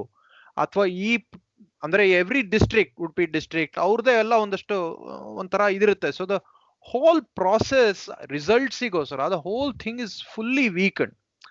So which is why that education, right, initial education is itself getting spoiled. So ಅದು ಏನಾಗ್ತಾ ಇದೆ ಅಂದ್ರೆ ಆ quality reflection is coming across. ಅಂದ್ರೆ parents who have little bit of education, ಅವರು ಅವ್ರ ಮಕ್ಕಳನ್ನ ಕೇಳಿ ಮಾತಾಡಿಸಿದಾಗ ಅವ್ರಿಗೆ ಸ್ಕೂಲಿಂಗ್ ಸರಿಗಿಲ್ಲ ಅಂತ ಗೊತ್ತಾಗತ್ತೆ. ದೆನ್ ವಾಟ್ ದೇ ಡೂ, ಅವ್ರಿಗೆ ಬೇರೇನೂ ಆಪ್ಷನ್ ಇರಲ್ಲ, ಮಕ್ಕಳನ್ನ ಅಲ್ಲೇ ಇರೋ ದೊಡ್ಡ ಟೌನ್ ಅಲ್ಲೋ ಅಥವಾ ಹೋಬಳಿನಲ್ಲೋ ಯಾವ್ದಾದ್ರು ಒಂದು ಪ್ರೈವೇಟ್ ಸ್ಕೂಲ್ ಇದ್ರೆ ಅಲ್ಲಿಗೆ ಪುಷ್ ಮಾಡ್ತಾರೆ. ಯಾಕಂದ್ರೆ ಅವ್ರಿಗೆ ಗೊತ್ತಾಗ್ತಾ ಇರತ್ತೆ ಏನು ನಡೀತಾ ಇಲ್ಲ, ಏನು ಸರಿ ಕಲಿತಿಲ್ಲ ಅಂತ, ಅಲ್ಲಿ ಪುಷ್ ಮಾಡ್ತಾರೆ. ದ ಪ್ರಾಬ್ಲಮ್ ಈಸ್ ಅಲ್ಲೂ ಅಷ್ಟೊಂದೇನು ಕ್ವಾಲಿಫೈಡ್ ಟೀಚರ್ಸ್ ಇರಲ್ಲ. ಅಲ್ಲಿ the only advantage is private ಅಂತ. ಅದೇ ನನ್ನ ಫ್ರೆಂಡ್ ಹೇಳ್ತಾ ಇದ್ರು, ಸುಮಾರು ಸ್ಕೂಲ್ಸ್ ಅಲ್ಲಿ, ಪ್ರೈವೇಟ್ ಸ್ಕೂಲ್ಸ್ ಅಲ್ಲಿ ಬೇರೆ ಏನು ಫೆಸಿಲಿಟಿನೇ ಇರಲ್ಲ, ಬಟ್ ಒಂದು ಹಳದಿ ಬಣ್ಣದ ಬಸ್ ಇರುತ್ತೆ. ಆ ಬಸ್ಸು ಸುತ್ತಮುತ್ತ ಇರೋ ಒಂದು 8-10 ಕಿಲೋಮೀಟರ್ ಸುತ್ತಲ ಇರೋ ಹಳ್ಳಿಗೆ ಹೋಗಿ ಜನನ್ ಪಿಕಪ್ ಮಾಡ್ಕೊಂಡ್ ಬರೋದು. ಸೊ ಆಕ್ಚುಲಿ ತುಂಬಾ ಕಾಂಪ್ಲಿಕೇಟೆಡ್ ಇದೆ ಸಿಚುವೇಶನ್. ಒಂದು, ಸ್ಟೂಡೆಂಟ್ಸ್ ಗವರ್ಮೆಂಟ್ ಸ್ಕೂಲ್ಸ್ ಅಲ್ಲಿ ಬಿಸಿ ಊಟ, ಸೈಕಲ್ ಪ್ರೋಗ್ರಾಮು ಮತ್ತೆ ಯೂನಿಫಾರ್ಮ್ ಪ್ರೋಗ್ರಾಮ್ ಅದು ಆದಾಗ್ಲಿಂದ school admissions have gone up, but the accountability has gone down. Recruitment process ಅಲ್ಲೂ ಅಷ್ಟೇ. ಅವ್ರು ಹೇಳ್ತಾ ಇದ್ರು ನಂಗೆ, ಒಬ್ಬ ಟೀಚರ್ ಆಗ್ಬೇಕು ಅಂತ ಇರೋನು ಒಂದು ಬೇಸಿಕ್ ಗ್ರಾಜುಯೇಷನ್ ಅಥವಾ ಒಂದು TCH ಈಕ್ವಿವೆಲೆಂಟ್ ಏನೋ ಮಾಡ್ತಾ ಇದಾರಂತೆ ಇವಾಗ. ಅದನ್ನ ಮಾಡ್ತಾ ಇರೋನು ಅವನ್ಗೆ 3-4 ಆಪ್ಷನ್ ಇರುತ್ತೆ. ಒಂದು ಕಾನ್ಸ್ಟೇಬಲ್ ಹುದ್ದೆ, ಅದಕ್ ಅಥವಾ ಸಣ್ಣ ಕ್ಲರಿಕಲ್ ಹುದ್ದೆಗಳಿಗೆ ಅಪ್ಲೈ ಮಾಡ್ಬೋದು, ಅಥವಾ ಸ್ಕೂಲಿಂಗಿಗೆ ಅಪ್ಲೈ ಮಾಡ್ಬೋದು. ಸೊ ಅವ್ರು ಹೇಳೋ ಪ್ರಕಾರ ಅಂದ್ರೆ ಅವ್ರ ಅಬ್ಸರ್ವೇಷನ್ ಮತ್ತೆ ಎಂಫಿರಿಕಲ್ ಇದು ಅಂದ್ರೆ not empirical studies but anecdotal studies is that quality is really poor. So marks ಅಂತ ಹೇಳಿದ್ರಲ್ಲ, so the passing percentages are going up, but the application and their ability do even small things are going down. So that's actually one part of the story. ನಾವು ಎಲ್ಲ 10ನೇ class ಮಾಡ್ತಿದ್ದಾಗ 10ನೇ class pass ಆಗೋದು ಕಷ್ಟ ಆಯಿತು. ನಮಗೆಲ್ಲ ಹೇಳ್ತಿದ್ದ turning point ಅಂತ ಹೇಳಿ ಹೆದರಿಸಿದ್ರು. ಅದು ಏನು ಟರ್ನ್ ಆಯಿತು ಗೊತ್ತಿಲ್ಲ. ಆದರೆ ಪಾಸಿಂಗ್ ಪರ್ಸೆಂಟೇಜು ಒಂದು 30-35 ಅಷ್ಟೇ ಇದ್ದಿದ್ದು ಕರ್ನಾಟಕ ಸ್ಟೇಟಲ್ಲಿ. ಈಗ ಒಂದು 75-80 ಆಗಿದೆ. ಅವ್ರು ಹೇಳಿದಾಗ ಅಷ್ಟು ಜನ ಪಾಸ್ ಆಗ್ತಾ ಇದ್ದಾರೆ ಪರೀಕ್ಷೆಯಲ್ಲಿ. ಅದು ಎಲ್ಲಾ ಸಿಸ್ಟಮ್ಗಳಲ್ಲೂ ಇರೋ ಪ್ರಾಬ್ಲಮ್ ಅಲ್ವಾ. ನೀವ್ ಯಾವ್ದಾದ್ರು ಒಂದು ಮೆಟ್ರಿಕ್ ಇಟ್ರೆ, success metric, people try to fake it. ಇವಾಗ ನಮ್ದು ಸಾಫ್ಟ್ವೇರ್ ಇದ್ರಲ್ಲಿ ಇದೆ, ತುಂಬಾ ಕಂಪ್ನಿಗಳಲ್ಲಿ ಲೈನ್ಸ್ ಆಫ್ ಕೋಡ್ ನ ಮೆಜರ್ ಆಫ್ ಸಕ್ಸಸ್ ಅಂತ ಕನ್ಸಿಡರ್ ಮಾಡ್ತಾರೆ. ಅದು ಹಾರಿಬಲ್ ಮೆಟ್ರಿಕ್. ಯಾಕಂದ್ರೆ ಒಂದು ಪ್ರಾಬ್ಲಮ್ ನ ತುಂಬಾ ಹೊತ್ತು ಕುತ್ಕೊಂಡು ಯೋಚನೆ ಮಾಡಿ you can come up with shorter code to do the same thing. ಇಲ್ಲ ಅಂದ್ರೆ ಕುತ್ಕೊಂಡು ಉದ್ದ ಬರ್ದ್ಬಿಟ್ಟು ನಾವ್ ಆಕ್ಚುಲಿ SSLC ನಲ್ಲಿ ಅದನ್ನೇ ಮಾಡ್ತಾ ಇದ್ದಿದ್ದು. ಟೀಚರ್ಗಳು ಉದ್ದ ಬರೆದ್ರೆ ಕ್ವಶನ್ ಗೆ ಆನ್ಸರ್ ಮಾರ್ಕ್ಸ್ ಜಾಸ್ತಿ ಕೊಡ್ತಾರೆ ಅಂತ ಗೊತ್ತಿತ್ತು. ಸೊ ನನ್ನ ಹ್ಯಾಂಡ್ ರೈಟಿಂಗು ಸಣ್ಣದಾಗಿತ್ತು. ಸೊ ನಾನು ಎಷ್ಟು ಜಾಸ್ತಿ ಕಂಡೆನ್ಸ್ ಮಾಡಿ ಬರೆದ್ರು ಅದು ಜಾಸ್ತಿ ಕಾಣಲ್ಲ. ಸೋಷಿಯಲ್ ಸೈನ್ಸ್ ಅಲ್ಲಿ ಇದು ತುಂಬಾ ಇದ್ದಿದ್ದು. ಸೋಷಿಯಲ್ ಸೈನ್ಸ್ ಮತ್ತೆ ಕನ್ನಡ ಲ್ಯಾಂಗ್ವೇಜ್ ಇದರಲ್ಲಿ ಪೇಪರ್ಸ್ ಅಲ್ಲಿ ಆನ್ಸರ್ ಉದ್ದ ಇರ್ಬೇಕು, ಮಾರ್ಕ್ಸ್ ಹಂಗೆ ಇರೋದಲ್ಲ, 5 ಮಾರ್ಕ್ಸಿಗೆ ಇಷ್ಟಿರ್ಬೇಕು, 2 ಮಾರ್ಕಿಗೆ ಎಷ್ಟಿರ್ಬೇಕು ಅಂತ. ಹಾಗಾಗಿ ನನಗೆ ಟೀಚರ್ ಹೇಳಿದ್ರು, ನೀನ್ ಬರ್ಬೇಕು, ನೀನ್ ಅದೇ ಆನ್ಸರ್ನ ದೊಡ್ಡ ಅಕ್ಷರದಲ್ಲಿ ಬರೀ, ಸ್ವಲ್ಪ ಗ್ಯಾಪ್ ಕೊಡು ವರ್ಡ್ ಮಧ್ಯ, ಅವಾಗ ಉದ್ದ ಆಗತ್ತೆ. ಸೊ ಹಾಗೆ ನಾವ್ ಏನ್ ಸಿಸ್ಟಮ್ ಮೆಟ್ರಿಕ್ ಇಟ್ರು it will B use, like people will game that. ಪರೀಕ್ಷೆ ಏನು ಈಗ ICSE CBSE ಇದರಲ್ಲೆಲ್ಲ ಪಾಸ್ ಪರ್ಸೆಂಟೇಜ್ ಇನ್ನೂ ಜಾಸ್ತಿ ಇದೆ ಸ್ಟೇಟ್ ಬೋರ್ಡ್ಗಿಂತ. ಇವ್ರಿಗೇನಾಯ್ತು, ಅವರೆಲ್ಲ ಚೆನ್ನಾಗಿ ತಗೋತಾ ಇದ್ದಾರೆ, ನಮ್ಮವ್ರಿಗೆ ಯಾಕೆ ಕೊಡಬಾರ್ದು, ಪಾಸ್ ಮಾಡಿ. ಫೇಲ್ ಮಾಡಿದ್ರೆ ಏನಾಗುತ್ತೆ, ಫೇಲ್ ಆಗಿದ್ದ ಮಕ್ಕಳ ಮನಸ್ಥಿತಿ ಏನಾಗಿರುತ್ತೆ. ಈಗ ಅದು ತುಂಬಾನೇ ನಿಜ. ನಾವು ಫೇಲ್ ಆಗಕ್ ಬಿಡ್ತಾ ಇಲ್ಲ, ಅಥವಾ ಯಾವುದೇ ತರ ಸೋಲನ್ನ ಮಕ್ಕಳು ಅನುಭವಿಸಬಾರ್ದು. ಇಲ್ಲ, ಅದು ಫಂಡಮೆಂಟಲಿ ಎಲ್ಲಿಂದ ತಗೋಬಹುದು ಅಂದ್ರೆ, ಇವನ್ ತುಂಬಾ ಚಿಕ್ಕ ಮಕ್ಕಳಿಂದಾನೆ ಏನೇ ಒಂದು ಗೇಮ್ ಆಡ್ಲಿ, ಒಂದು ಸ್ಪೋರ್ಟ್ಸ್ ಆಡ್ಲಿ, ಒಂಥರ ಪಾರ್ಟಿಸಿಪೇಷನ್ ಪ್ರೈಸ್ ಅಂತ ಎಲ್ಲರಿಗೂ ಕೊಟ್ಬಿಟ್ಟು, ಅಂದ್ರೆ ಮಕ್ಳಿಗೆ ಬೇಜಾರಾಗತ್ತೆ ಅಂತ. At some point you have to tell ಮಕ್ಳಿಗೆ, ಇಲ್ಲ ಬೇಜಾರಾಗ್ಬೇಕು ಮಕ್ಳಿಗೆ ತರ. ಯಾಕಂದ್ರೆ ನಾವ್ ಇಷ್ಟು ಪ್ರೊಟೆಕ್ಟಿವ್ ಆಗಿ ಬೆಳೆಸಿದ್ರೆ at some point will go to the outside world, ಅಲ್ಲಿ ಹಾರ್ಶ್ ರಿಯಾಲಿಟೀಸ್ ಗೊತ್ತಾಗತ್ತೆ. ನಮ್ಮಲ್ಲಿ ನಾನು ಎಷ್ಟು ಗ್ರೇಟ್ ಅಂತ ಅನ್ಕೊಂಡ್ ಬಂದಿದ್ರು, ಅಷ್ಟು ಗ್ರೇಟ್ ಅಲ್ಲ ನಾನು ಅಂತ. ಅಲ್ಲ, ಇದು ಸ್ಪೀಚ್ ಮಾಡ್ಬೇಕಾದ್ರೂ ಅಷ್ಟೇ ಅಲ್ವಾ, ಇನ್ನು ಕಾಂಪಿಟೇಷನ್ ಶುರುವಾಗಿರೋಲ್ಲ, ಪಾರ್ಟಿಸಿಪೇಷನ್ ಇಸ್ ಮೋರ್ ಇಂಪಾರ್ಟೆಂಟ್ ಅಂತ ಹೇಳ್ಬಿಡ್ತೀವಿ. ಅಂದ್ರೆ ಇನ್ನೇ ನಾನು ಗೆದ್ರೇನು ಸೋತ್ರೇನೋ ಬಿಡು ಅಂತ. Actually it is foolish. ಯಾಕಂದ್ರೆ ಮಕ್ಕಳಿಗೆ ಗೊತ್ತಾಗಿರುತ್ತೆ, ಎಲ್ರಿಗೂ ಪ್ರೈಸ್ ಬಂದ್ರೆ ಮಕ್ಳಿಗೆ ಗೊತ್ತಾಗಿರುತ್ತೆ, ಅವಕ್ಕೆ ಅಸಮಾಧಾನ ಆಗಿರುತ್ತವೆ. ಐ ಮೀನ್ ಇಟ್ ಇಸ್, ಯಾಕಂದ್ರೆ ಅವರು ಆಟ ಆಡ್ಬೇಕಾದ್ರೆ ಅಷ್ಟೇ ಅವ್ರಿಗೆ ಗೊತ್ತಿರುತ್ತೆ, ಅಲ್ಲೂ ಒಂದು ರೂಲ್ಸ್ ಇರುತ್ತೆ, ಅಲ್ಲೂ ಕೆಲವರು ಸೋತಿರ್ತಾರೆ, ಅವ್ರವ್ರ ನಡುವೆನೆ ಸೋತು ಗೆದ್ದು ಮಾಡಿರ್ತಾರೆ. So it is foolish. I don't know why we do it, but we do it. ಇಲ್ಲ, ಅದೊಂದು ಓದ್ತಾ ಇದ್ದೆ ನಾನು, ಫ್ರೆಂಚ್ ಸ್ಕೂಲ್ಗಳಲ್ಲಿ ಅದನ್ನ ಜಾಸ್ತಿ ಮಾಡ್ತಾರಂತೆ. ಏನು ಯಾರಿಗೂ ವಿನ್ನರ್ಸ್ ಲೂಸರ್ಸ್ ಅಂತ ಮಾಡಬಾರ್ದು. ಆಮೇಲೆ ಏನೋ ಮಾರ್ಕ್ ನಂಬರ್ಸ್ ಕೊಡಬಾರ್ದು ಅಂತ. ಹ್ಯಾವ್ ಕಲರ್ಸ್, ಈ ಕಲರ್ ಅಂದ್ರೆ ಏನು ಹೈರಾರ್ಕಿ ಮೈಂಡ್ ಸೆಟ್ ಕೊಡಬಾರ್ದು ಮಕ್ಕಳಿಗೆ ಅಂತ. ಅದನ್ನ ಅಪೋಸ್. ಹಾ, ಅದ ಮತ್ತೆ ನನಗೆ ನಿಮ್ಗೆ ಬ್ಲೂ ಕಲರ್, ನಂಗೆ ಬೈ ರೆಡ್ ಸಿಕ್ಕಿದೆ. ಅಬ್ಸರ್ವ್ ಮಾಡಿದ್ದು ಏನು ಅಂದ್ರೆ, ಟೀಚರ್ಸ್ ಸ್ಕೋರ್ ಇಡದೇ ಇದ್ರು ಮಕ್ಕಳು ದೇವರ್ ಕೀಪಿಂಗ್ ಸ್ಕೋರ್. ಆಟ ಆಡ್ಸುವಾಗ ಯಾರು ಎಸತಿ ಗೆದ್ರು ಅಂತ ಮಕ್ಕಳು themselves new, even though teachers R not using it. ಅದನ್ನ ಇನ್ನೂ ಹೇಳ್ತಾರೆ ಬಿಹೇವಿಯರಲ್ ಇವ್ರು ಮಾಡೋರು, ಪ್ರಾಣಿಗಳಲ್ಲೂ ಇದೆಯಂತೆ ಆತರ. ಅದು ಇಟ್ಸ್ ನಾಟ್ ಮನುಷ್ಯರಿಗೆ ನಮ್ ಸ್ಕೂಲಲ್ಲಿ ಕಲ್ಸಿದ್ದಕ್ಕೋಸ್ಕರ ದೇ ಬಿಕಮ್ ಆತರ ಕಾಂಪಿಟೇಟಿವ್ ಅಂತಲ್ಲ, ಇಟ್ಸ್ ದೇರ್ ಇನ್ಹೆರೆಂಟ್ಲಿ ಅಂತ.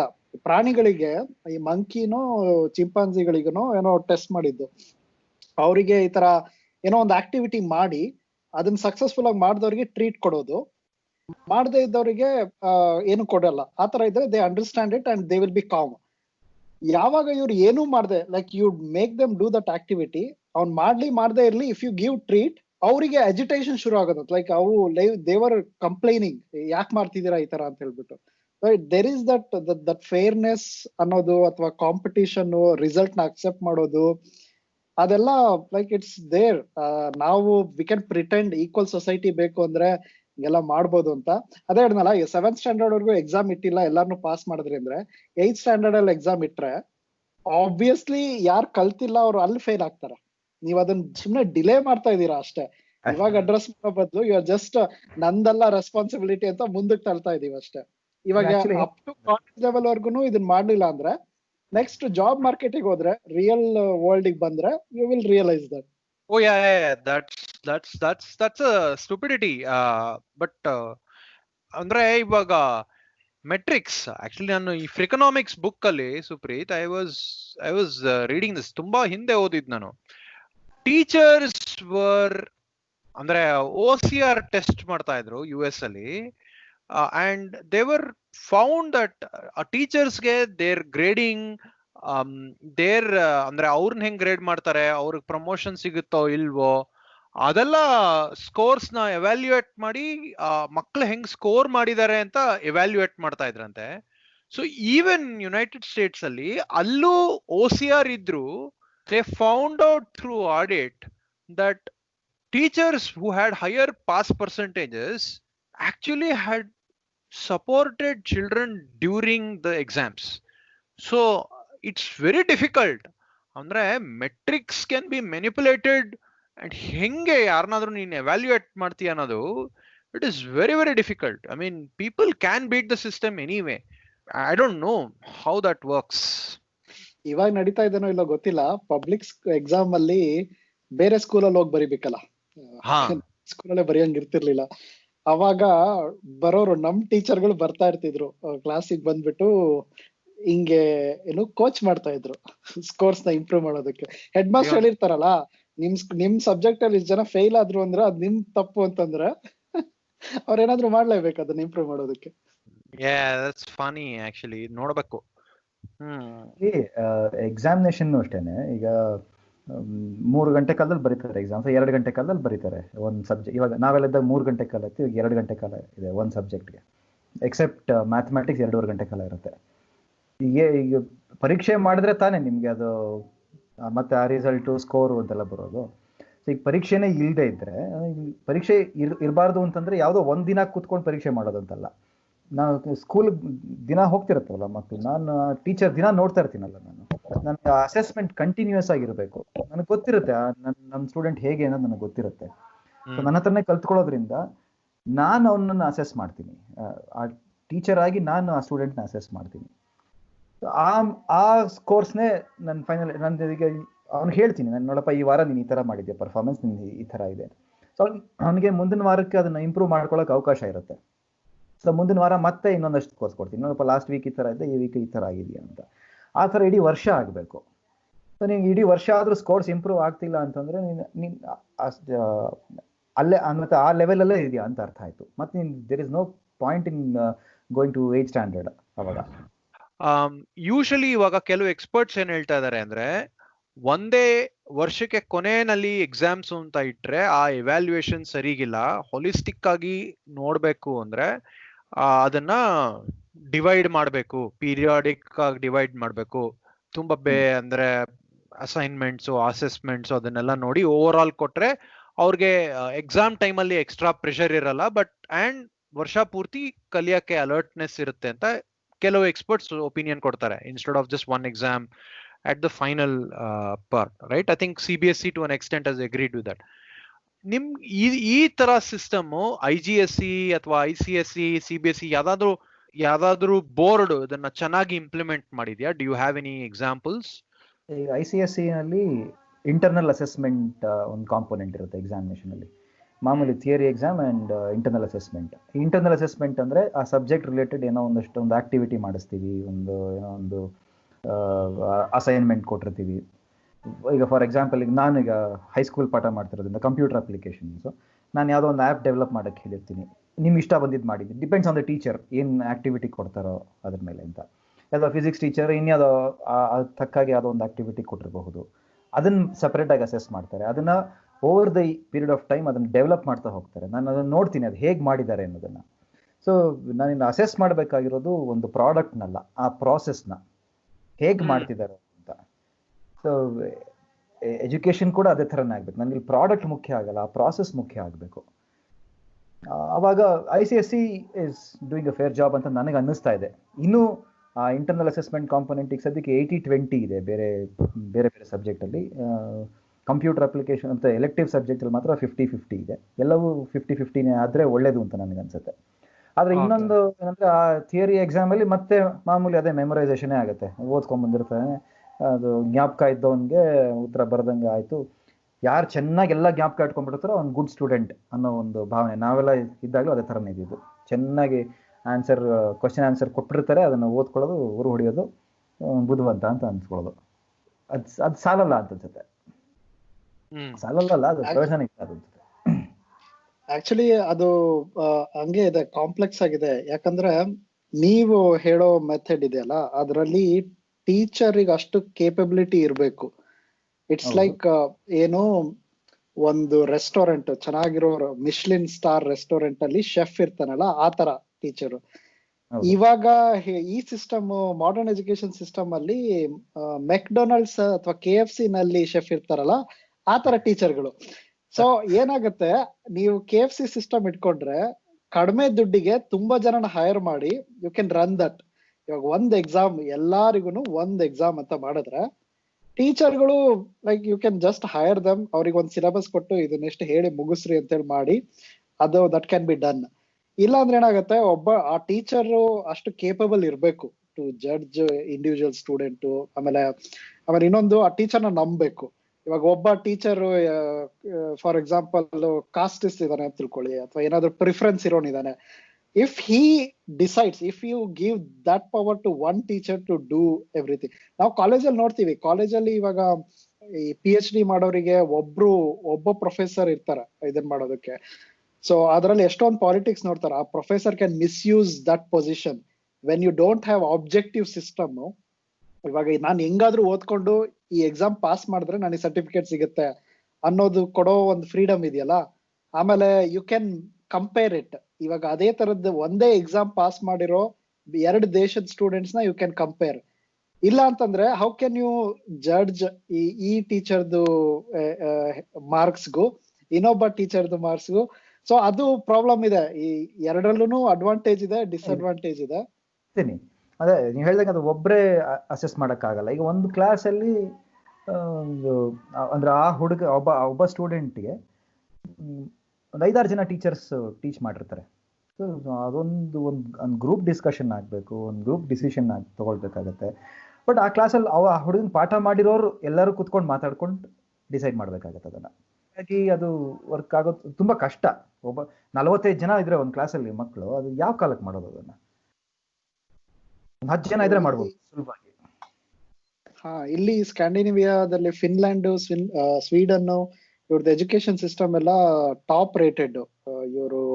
ಆಮೇಲೆ ಅಮೆರಿಕಾ ತರ ಕಾಂಪಿಟೇಟಿವ್ ಎಕ್ಸಾಮ್ಸ್ ತುಂಬಾ ಕಡಿಮೆ, ಹೋಮ್ ವರ್ಕ್ ಅಂತೂ ಕೊಡೋದೇ ಇಲ್ಲ. ನಾನು ಇಂಡಿಯಾದಿಂದ ಬಂದಿರೋ ಕಲೀಗ್ಸ್ ಇದಾರಲ್ಲ, ಅವ್ರ ಮಕ್ಳಿರೋರು, ಮಕ್ಳಿಗಂತೂ ತುಂಬಾ ಖುಷಿ ಇಲ್ಲಿ ಮನೆಗೆ ಹೋಗ್ಬಿಟ್ಟು ಏನು ಹೋಮ್ ವರ್ಕ್ ಮಾಡೋದೇ ಇಲ್ಲ ಅಂತ. ಪೇರೆಂಟ್ಸ್ಗೆ ದೊಡ್ಡ ತಲೆನೋವು, ಇವ್ರು ಏನು ಕೊಡೋದೇ ಇಲ್ಲ ಕೆಲ್ಸ, ಸುಮ್ನೆ ಆಟ ಆಡ್ಕೊಂಡಿರ್ತಾರೆ ಅನ್ಬಿಟ್ಟು. ಸೊ ಇವ್ರದ್ದು ಅದೇ ತರ ಇದೆ. ಆಕ್ಚುಲ್ ಇಂಪ್ಲಿಮೆಂಟೇಶನ್ ಅಲ್ಲಿ ಕಿಂಡರ್ ಗಾರ್ಡನ್ ಅಲ್ಲಿ ಇರೋ ಮಕ್ಕಳಿಗೆ ಓದೋದು ಬರೆಯೋದು, ಅದ್ರ ಜೊತೆಗೆ ಅವ್ರು ಪಬ್ಲಿಕ್ ಟ್ರಾನ್ಸ್ಪೋರ್ಟ್ ಹೆಂಗ್ ಯೂಸ್ ಮಾಡ್ಬೇಕು, ಮೆಟ್ರೋ ಟ್ರೈನ್ ಹೆಂಗೆ ಹತ್ಬೇಕು, ಗ್ರೋಸರಿ ಸ್ಟೋರ್ ಅಲ್ಲಿ ಹೆಂಗ್ ಹೋಗ್ಬೇಕು, ಅದನ್ನೆಲ್ಲ ಕಲಿಸ್ತಾರೆ. ಅಂದ್ರೆ ಈ ತರ ಪ್ರಾಕ್ಟಿಕಲ್ ಲೈಫ್ ಲೆಸನ್ಸ್ ಇದೆಯಲ್ಲ. ಆಮೇಲೆ ಇಟ್ಸ್ ಎ ಸೋಷಿಯಲಿಸ್ಟ್ ಕಂಟ್ರಿ. ನೀವು ಮಗುಗೆ 6 ತಿಂಗಳು ಆಗ್ತಿದ್ದಂಗೆನೆ ಡೇ ಕೇರ್ ಅಲ್ಲಿ ಬಿಟ್ಬಿಡ್ಬೋದು, ಅಪ್ಪ ಅಮ್ಮ ಕೆಲ್ಸಕ್ಕೆ ಹೋಗ್ಬಿಟ್ಟು. ಸೊ ಅವ್ರ ಪಾಟಿ ಟ್ರೈನಿಂಗು, ಊಟ ಮಾಡೋದು ಹೆಂಗೆ ಅನ್ನೋದು ಎಲ್ಲ ಹೇಳ್ಕೊಡ್ತಾರೆ. So you expect the government to be parents so ಅನ್ನೋ ಹಂಗೆ. ಬಟ್ ಒಂದ್ ನೋಡ್ತಾ ಇದೀನಿ, ಏನ್ ಅಬ್ಸರ್ವ್ ಮಾಡ್ತಿದೀನಿ ಅಂದ್ರೆ, ಅವರಿಗೆ ಒಂದ್ ಸ್ವಲ್ಪ ಇನ್ಸೆಕ್ಯೂರಿಟಿ ಶುರು ಆಗಿದೆ. ಈ ಚೈನೀಸ್ ಸ್ಟೂಡೆಂಟ್ಸ್ ಮತ್ತೆ ಇಂಡಿಯನ್ ಸ್ಟೂಡೆಂಟ್ಸ್, ಅವ್ರದ್ದು ಮ್ಯಾಥ್ ಸ್ಕಿಲ್ಸ್ ಇದೆಯಲ್ಲ, ಎಸ್ಪೆಷಲಿ ಮ್ಯಾಥ್ಸ್, ಅದು ಅವರಿಗೆ ತುಂಬಾ. ಯಾಕಂದ್ರೆ ನಮ್ಮಲ್ಲಿ ಕೂತು ಕಲ್ಸಿ, like you make them do it. ಆ ಡಿಸಿಪ್ಲಿನ್ ಇದೆಯಲ್ಲ, ಫೋರ್ಸ್ ಮಾಡಿ ಮಾಡೋದು. ಮ್ಯಾಥ್ಸ್ ಕಷ್ಟ ಅಂದ್ರೆ ಇಲ್ಲಿ ಓಕೆ, ಕಷ್ಟ ಇದ್ರೆ ಮಾಡ್ಬೇಡಿ ಅನ್ನೋಂಗೆ, like you will do it if you like it ಅನ್ನೋ ತರ ಇರೋದು. ಬಟ್ ಇಂಡಿಯನ್ ಚೈನೀಸ್ ಪೇರೆಂಟ್ಸ್ ಇಲ್ಲಿ ಬಂದಿರೋರಿಗೆ ಗೊತ್ತಾಗ್ತಿದೆ. ಯಾಕಂದ್ರೆ ಅವ್ರದ್ದು ಪಿಯರ್ ಗ್ರೂಪ್ ಇರುತ್ತೆ, ರಿಲೇಟಿವ್ಸ್ ಇರ್ತಾರೆ, ಅವ್ರ ಮಕ್ಳು ಕಲಿತಾ ಇರ್ತಾರೆ ಸ್ಕೂಲಲ್ಲಿ. ಅವ್ರು ಮ್ಯಾಥ್ ಆಲ್ರೆಡಿ ಕ್ಯಾಲ್ಕುಲಸ್ ಕಲ್ತ್ ಬಿಟ್ಟಿದ್ದಾರೆ, ಅದು ಕಲ್ತ್ ಬಿಟ್ಟಿದ್ದಾರೆ, ಇಲ್ಲಿ ಮಕ್ಳಿಗೆ ಏನು ಹೇಳೇ ಕೊಡ್ತಾ ಇಲ್ಲ ಅನ್ಬಿಟ್ಟು ಅದು ಕಾನ್ಸೆಪ್ಟ್ ಇದೆ. Actually it's interesting Supreeth. ಇದು ನೀನ್ ಹೇಳ್ದಲ್ಲ, ಇಂಡಿವಿಜುವಲ್ ರೈಟ್ಸ್, ಇದನ್ನ ಲಾಸ್ಟ್ ಸಮ್ ಎಪಿಸೋಡ್ಸ್ ಬಗ್ಗೆನೂ ಮಾತಾಡ್ತಾ ಇದ್ವಿ, individual rights versus the rights of society ಅಂತ. ಜರ್ಮನ್ಸ್ ಇಬ್ರು ಒಂದು 2 ಜರ್ಮನ್ ಪೇರೆಂಟ್ಸ್, ಇಬ್ರು ಜರ್ಮನ್ ಪೇರೆಂಟ್ಸ್ ಅಸೈಲಮ್ ಸೀಕ್ ಮಾಡಿದ್ರು. ಎಲ್ಲಿ? ಜರ್ಮನಿಯಿಂದ ನಾವು ಅವ್ರು ಅಮೆರಿಕಾನಲ್ಲಿ ಅಸೈಲಮ್ ಸೀಕ್ ಮಾಡಿದ್ರು. ಅದು ಏನಕ್ಕೆ ಅಂದ್ರೆ ಕಾರಣ ತುಂಬಾ ಇಂಟ್ರೆಸ್ಟಿಂಗ್ ಆಗಿತ್ತು. ಜರ್ಮನಿನಲ್ಲಿ they do not allow home schooling. ಇವ್ರಿಬ್ರು ಪೇರೆಂಟ್ಸಿಗೆ ಅವ್ರ ಮಕ್ಕಳಿಗೆ ಅವರೇ ಹೋಮ್ ಸ್ಕೂಲಿಂಗ್ ಮಾಡ್ಬೇಕು ಅಂತ ಒಂದು ಹಠನೋ ಆಸೆನೋ ಏನೋ ಗೊತ್ತಿಲ್ಲ. ಸೊ ಅವರು ಜರ್ಮನಿಯಿಂದ ಅಮೆರಿಕಾಗೆ ಹೋಗಿ ಅಲ್ಲಿ ಅಸೈಲಮ್ ಸಿಕ್ ಮಾಡಿದ್ರು because it was illegal in Germany. So it's interesting ಹೆಂಗೆ ಒಂದು society wants to take control of individual family structures also, right? 911ಗೆ American children can call and say their parents are harassing ಅಥವಾ ಹೊಡೆದು ಬಡ್ದು ಮಾಡ್ತಾರೆ ಅಂತ ಎಲ್ಲ. It's very interesting. ಅಂದ್ರೆ ಆಕ್ಚುಲಿ ಒಂದ್ ಲೆಕ್ಕದಲ್ಲಿ ನಾವು ಆ ಡೈರೆಕ್ಷನ್ಗೆ ಹೋಗ್ತಾ ಇದೀವಿ, ಇವರು ಈ ಡೈರೆಕ್ಷನ್ಗೆ ಹೋಗ್ತಾ ಇದಾರೆ. It's very unique actually. ಅದಕ್ಕೆ ಇನ್ನೊಂದು ಆಡ್ ಮಾಡ್ಬೇಕು ಅಂದ್ರೆ, ಇಲ್ಲಿ ಸ್ಕ್ಯಾಂಡಿನೇವಿಯಾದಲ್ಲೂ ಅದು ಇದೆ. ಮೋಸ್ಟ್ಲಿ ಇವಾಗ ಎಲ್ಲಾ ಕಂಟ್ರೀಸ್ ಅಲ್ಲೂ ಫಾಲೋ ಮಾಡ್ತಾರೆ ಅದನ್ನ. ಏನಂದ್ರೆ ಸೋಷಿಯಲ್ ಸೆಕ್ಯೂರಿಟೀಸ್ಗೆ ಯು ಕ್ಯಾನ್ ರಿಪೋರ್ಟ್. ಮಕ್ಕಳು ಚಿಲ್ಡ್ರನ್ಸ್ ರೈಟ್ಸ್ ಬಗ್ಗೆ ಎಲ್ಲ ಜಾಸ್ತಿ ಇದು ಶುರು ಆಗ್ತಿದೆಯಲ್ಲ, ಅವರು ಅಪ್ಪ ಅಮ್ಮಂದ್ರೆ ಏನಾದ್ರು ಬೈದ್ರೆ ಅಥವಾ ಹೊಡೆದ್ರೆ ಅದನ್ನ ರಿಪೋರ್ಟ್ ಮಾಡ್ಬೋದು ಅಂತ ಸೋಷಿಯಲ್ ಸೆಕ್ಯೂರಿಟಿಗೆ. ಅದು ಹೆಂಗಾಗೋಗ್ಬಿಟ್ಟಿದೆ ಅಂದ್ರೆ, ಇಂಡಿಯಾದ ಪೇರೆಂಟ್ಸಿಗೆ ತುಂಬಾ ಭಯ ಆಗೋಗ್ಬಿಟ್ಟಿದೆ. ಈಗ ಮಕ್ಳಿಗೆ ನಮಗ್ ಗೊತ್ತಲ್ವಾ, ನಾವ್ ಹೆಂಗ್ ಬೆಳೆದಿರ್ತೀವಿ. ಹೊಡಿಯೋದ್ ಬಿಡಿ, ಇವಾಗ ಹೊಡಿಯೋದ್ರ ಬಗ್ಗೆ ನಾವು we may not agree that it's the right thing. Even discipline ಮಾಡೋದು, ಹೇಳೋದು, ಇದು ಮಾಡು ಇದು ಮಾಡ್ಬೇಡ ಅಂತ ಹೇಳೋದು. ಸೊ ನನ್ನ ವೈಫ್ ಕಲೀಗ್ ಒಬ್ಳು ಇಲ್ಲಿ ಸ್ವೀಡನ್ ಅಲ್ಲಿ ಇದ್ದವಳು, ಅವಳಿಗೆ ಹೆಣ್ಮಗು ಇದ್ದಿದ್ದು. ಅವಳು ಹೈಸ್ಕೂಲ್ ಮಿಡ್ಲ್ ಸ್ಕೂಲ್ ನಲ್ಲಿ ಇದ್ದಿದ್ದು ಅನ್ಸುತ್ತೆ. ಸೊ ಅವಳಿಗೆ ಏನೋ ಹಿಂಗೆ ಏನಕ್ಕೋ ಹೇಳಿದ್ರಂತೆ, ಸ್ವಲ್ಪ ದೊಡ್ಡ ವಾಯ್ಸ್ ಅಲ್ಲಿ ಹಿಂಗ್ ಮಾಡ್ಬೇಡ ಅಂತ. ಅವಳು ತಿರುಗ್ಬಿಟ್ಟು, you cannot talk to me like this, ನನಗೆ ಹಿಂಗ್ ಮಾತಾಡಬಾರ್ದು, ನೀನ್ ಹಿಂಗ್ ಮಾತಾಡಿದ್ರೆ ನಾನು ಸೋಷಿಯಲ್ ಸೆಕ್ಯೂರಿಟಿಗೆ ರಿಪೋರ್ಟ್ ಮಾಡ್ತೀನಿ ಅಂತ. ಅವಳಿಗೆ ಭಯ ಆಗೋಯ್ತು, ಈ ತರ ಬಿಟ್ರೆ ಮಕ್ಳನ್ನ ಏನೇನ್ ಆಗೋಗ್ತಾರೆ ಅನ್ಬಿಟ್ಟು ನೆಕ್ಸ್ಟ್ ಇಯರ್ ಅವಳು ಟ್ರಾನ್ಸ್ಫರ್ ತಗೊಂಡ್ಬಿಟ್ಟು ವಾಪಸ್ ಇಂಡಿಯಾಗ ಹೋಗಿ ಇಂಡಿಯನ್ ಸ್ಕೂಲಿಗೆ ಕಳಿಸ್ತಾ ಇದ್ದ ಈಗ ಮಕ್ಳನ್ನ. ಒದ್ ಬುದ್ಧಿ ಹೇಳಿ ಅಂತಾರೆ ಇಲ್ಲಿ ಅವರು. ಬಟ್ ಮುಕ್ಕೊಂದು ನೀವ್ ಹೇಳಿದ್ರಲ್ಲ, ಈ individual rights versus community right ಅನ್ನೋದು, ಅದ್ರದ್ದು ಫ್ಲಿಪ್ ಸೈಡ್ ಇದೆ. ಏನು ಅಂದ್ರೆ, ಸಿಲಿಕಾನ್ ವ್ಯಾಲಿನಲ್ಲಿ ತುಂಬಾ ಜನ ಹೋಮ್ ಸ್ಕೂಲಿಂಗ್, ಆಕ್ಚುಲಿ ಅದು ಓವರ್ಲ್ಯಾಪ್ ಆಗತ್ತೆ. ಅವರು ಮಕ್ಳನ್ನ ವ್ಯಾಕ್ಸಿನೇಟ್ ಮಾಡ್ಸಲ್ಲ. Other side of the problem. ನೀವು ಇವಾಗ ನನಗಿರ್ಬೇಕು right to vaccinate my kids or not ಅಂತ ಒಬ್ಬ ಪೇರೆಂಟ್ ಹೇಳಿದ್ರೆ, society cannot say okay it's your right. ಯಾಕಂದ್ರೆ ಅದು ಹರ್ಡ್ ಇಮ್ಯುನಿಟಿ ಬರೋದು ಎಲ್ಲಾರು ಮಾಡ್ಸಿದ್ರೆ. ಸೊ ಅಂತ ಪ್ರಾಬ್ಲಮ್ಸ್ ಇರುತ್ತೆ. It's not simple to say one thing is better than the other. So ತುಂಬಾ ಜನ ಗೊತ್ತಿಲ್ಲದೆ ಇರ್ಬೋದು, ಬಟ್ ಅರುಣ್ ಅವರು ಮಿಂಡ್ರಿ ಗ್ರೂಪ್ ಅಲ್ಲಿ ಇನ್ವಾಲ್ವ್ ಆಗಿದ್ದಾರೆ. ಸಾಕಷ್ಟು ವಿಡಿಯೋಸ್ ಎಲ್ಲ ಪಾಪ್ಯುಲರ್ ಆಗಿದೆ. ಸೊ ನಿಮ್ಗೆ ಸ್ಟೂಡೆಂಟ್ಸ್ ಎಲ್ಲ ಬಂದು ಕೇಳ್ತಾ ಇರ್ತಾರ, ಸರ್ ನಿಮ್ದು ವಿಡಿಯೋ ನೋಡಿದ್ವಿ ಅಂತಾರಲ್ಲ, ಅಥವಾ ಸರ್ ನಿಮ್ ವೆಬ್ಸೈಟ್ ಹೆಸರೇನು ಅಂತ ಕೇಳ್ತಾರ? ನೀವು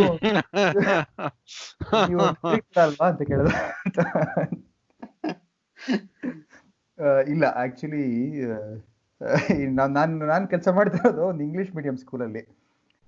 ನಮ್ಮ ಸ್ಕೂಲ್ ಮಕ್ಕಳು ಒಂದು 50% ಇಲ್ಲ, 50% ಇಲ್ಲ, ಒಂದು 40% to 50% ಮಕ್ಕಳು ಕನ್ನಡದವ್ರು ಇಲ್ಲ. ಇನ್ 50% ಮಕ್ಕಳು ಕನ್ನಡ ವಿಡಿಯೋಗಳನ್ನೆಲ್ಲ ನೋಡೋದ್ರಲ್ಲಿ ಅದರಲ್ಲಿ ಒಂದು 10% ನೋಡ್ಬೋದೇನೋ. ಅದ್ರಲ್ಲಿ ಇನ್ಯಾರೋ ಓಕೆ ಅರುಣ್ ಸರ್ ಇದಾರೆ ನೋಡಿ ಅಂತ ಯಾರು ಲಿಂಕ್ ಕಳಿಸಿದ್ರೆ ನೋಡಿರ್ಬೋದು.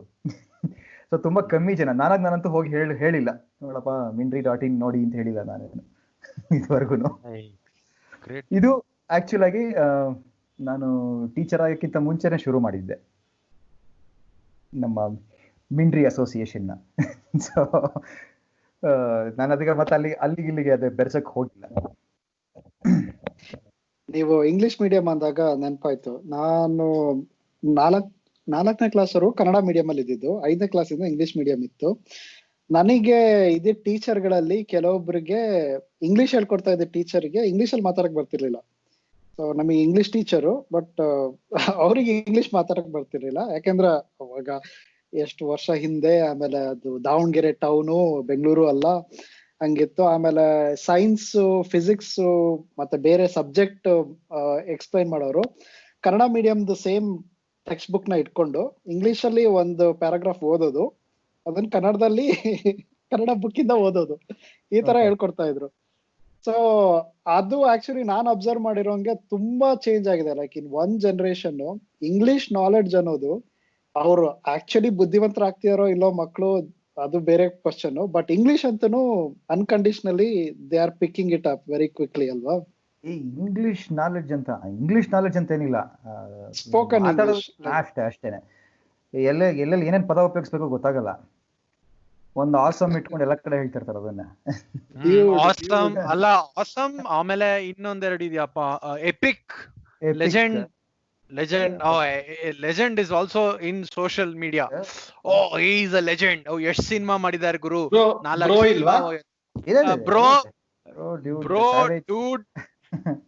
ಸ್ಯಾವೇಜ್ ಅದೊಂದಷ್ಟು ಇರುತ್ತೆ, ಅಷ್ಟರಲ್ಲೇ ಓಡಾಡ್ತಿರ್ತಾರೆ. ಇನ್ನೊಂದಷ್ಟು ಪುಸ್ತಕಗಳು ಓದಿ ಏನ್ ಬೇಕು ಅವ್ರಿಗೆ. ಬುಕ್ಸ್ ಓದೋದು ಸ್ವಲ್ಪ ಕಮ್ಮಿನೇ. ಅದು ಬರ್ತಾ ಇನ್ನೂ ಕಮ್ಮಿ ಆಗ್ತಾ ಇರುತ್ತೆ ಅನ್ಸುತ್ತೆ. ಜಾಸ್ತಿ ಹೊತ್ತು ಕೂತ್ಕೊಂಡು ಓದಕ್ಕೆ ಪುರ್ಸೊತ್ತು ಇರೋದಿಲ್ಲ. ನೀವು ಇನ್ನೊಂದು ಇದು ಹೇಳಿದ್ರಲ್ವಾ, ಇಂಗ್ಲಿಷ್ ಟೀಚರ್ಗೆ ಇಂಗ್ಲಿಷ್ ಬರ್ತಿರ್ಲಿಲ್ಲ ಅಂತ. ನಮ್ದು ಸ್ವಲ್ಪ ರಿವರ್ಸ್ ಕೇಸ್ ಆಗಿತ್ತು. ನಮ್ಗೆಲ್ಲ ಇಂಗ್ಲೀಷಲ್ಲಿ ಪಾಠ ಮಾಡ್ತಿದ್ರು. ನಮ್ಮ ಕ್ಲಾಸಲ್ಲಿ ಅದು ದೊಡ್ಡ ಗಲಾಟೆ. ನಾನು ಗಲಾಟೆ ಲೀಡರ್ ಆಗಿದ್ದೆ ಆ್ಯಕ್ಚುಲಾಗಿ. ಅವಾಗ ಹೆಡ್ ಮಾಸ್ಟರ್ ಹತ್ರ ಹೋಗ್ಬಿಟ್ಟು, ನಮ್ಗೆ ಅರ್ಥ ಆಗಲ್ಲ, ನೀವು ಇಂಗ್ಲೀಷಲ್ಲೇ ಮಾತಾಡ್ಬಿಟ್ರೆ ನಾವೇಂಗೆ ಅರ್ಥ ಮಾಡ್ಕೊಳ್ಳೋದು. ಇಂಗ್ಲೀಷ್ ಟೀಚರ್ ವಿರುದ್ಧ ನಾವು ಕಂಪ್ಲೇಂಟ್ ಮಾಡ್ತಾ ಇದ್ದಿದ್ದು.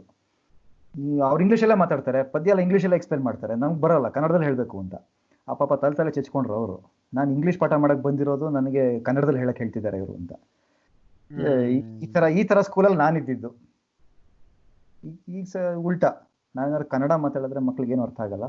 ಸೊ ಈ ಡಾಕ್ಟರ್ಗಳಿಗೂ ಮತ್ತೆ ಮೇಸ್ಟ್ರುಗಳಿಗೂ ಈಗ ಒಂದು ದೊಡ್ಡ ಪ್ರಾಬ್ಲಮ್ ಆಗಿದೆಯಲ್ಲ, ದೊಡ್ಡ ಚಾಲೆಂಜ್ ಗೂಗಲ್.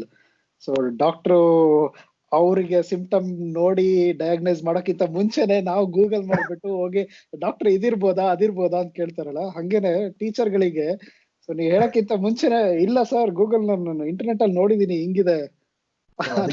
ಅದಕ್ಕೆ ನನ್ನ ಅಭಿಪ್ರಾಯ ಏನಂತಂದ್ರೆ, ಟೀಚರ್ ಆದವರು ಮಕ್ಳು ಹೇಗೆ ಯೋಚನೆ ಮಾಡ್ತಾರೆ, ಈಗಿನ ಮಕ್ಳು ಹೇಗೆ ಯೋಚನೆ ಮಾಡ್ತಾರೆ ಎಲ್ಲ ತಿಳ್ಕೊಂಡಿರ್ಬೇಕು. ಅವ್ರ ಭಾಷೆ ತಿಳ್ಕೊಂಡಿರ್ಬೇಕು.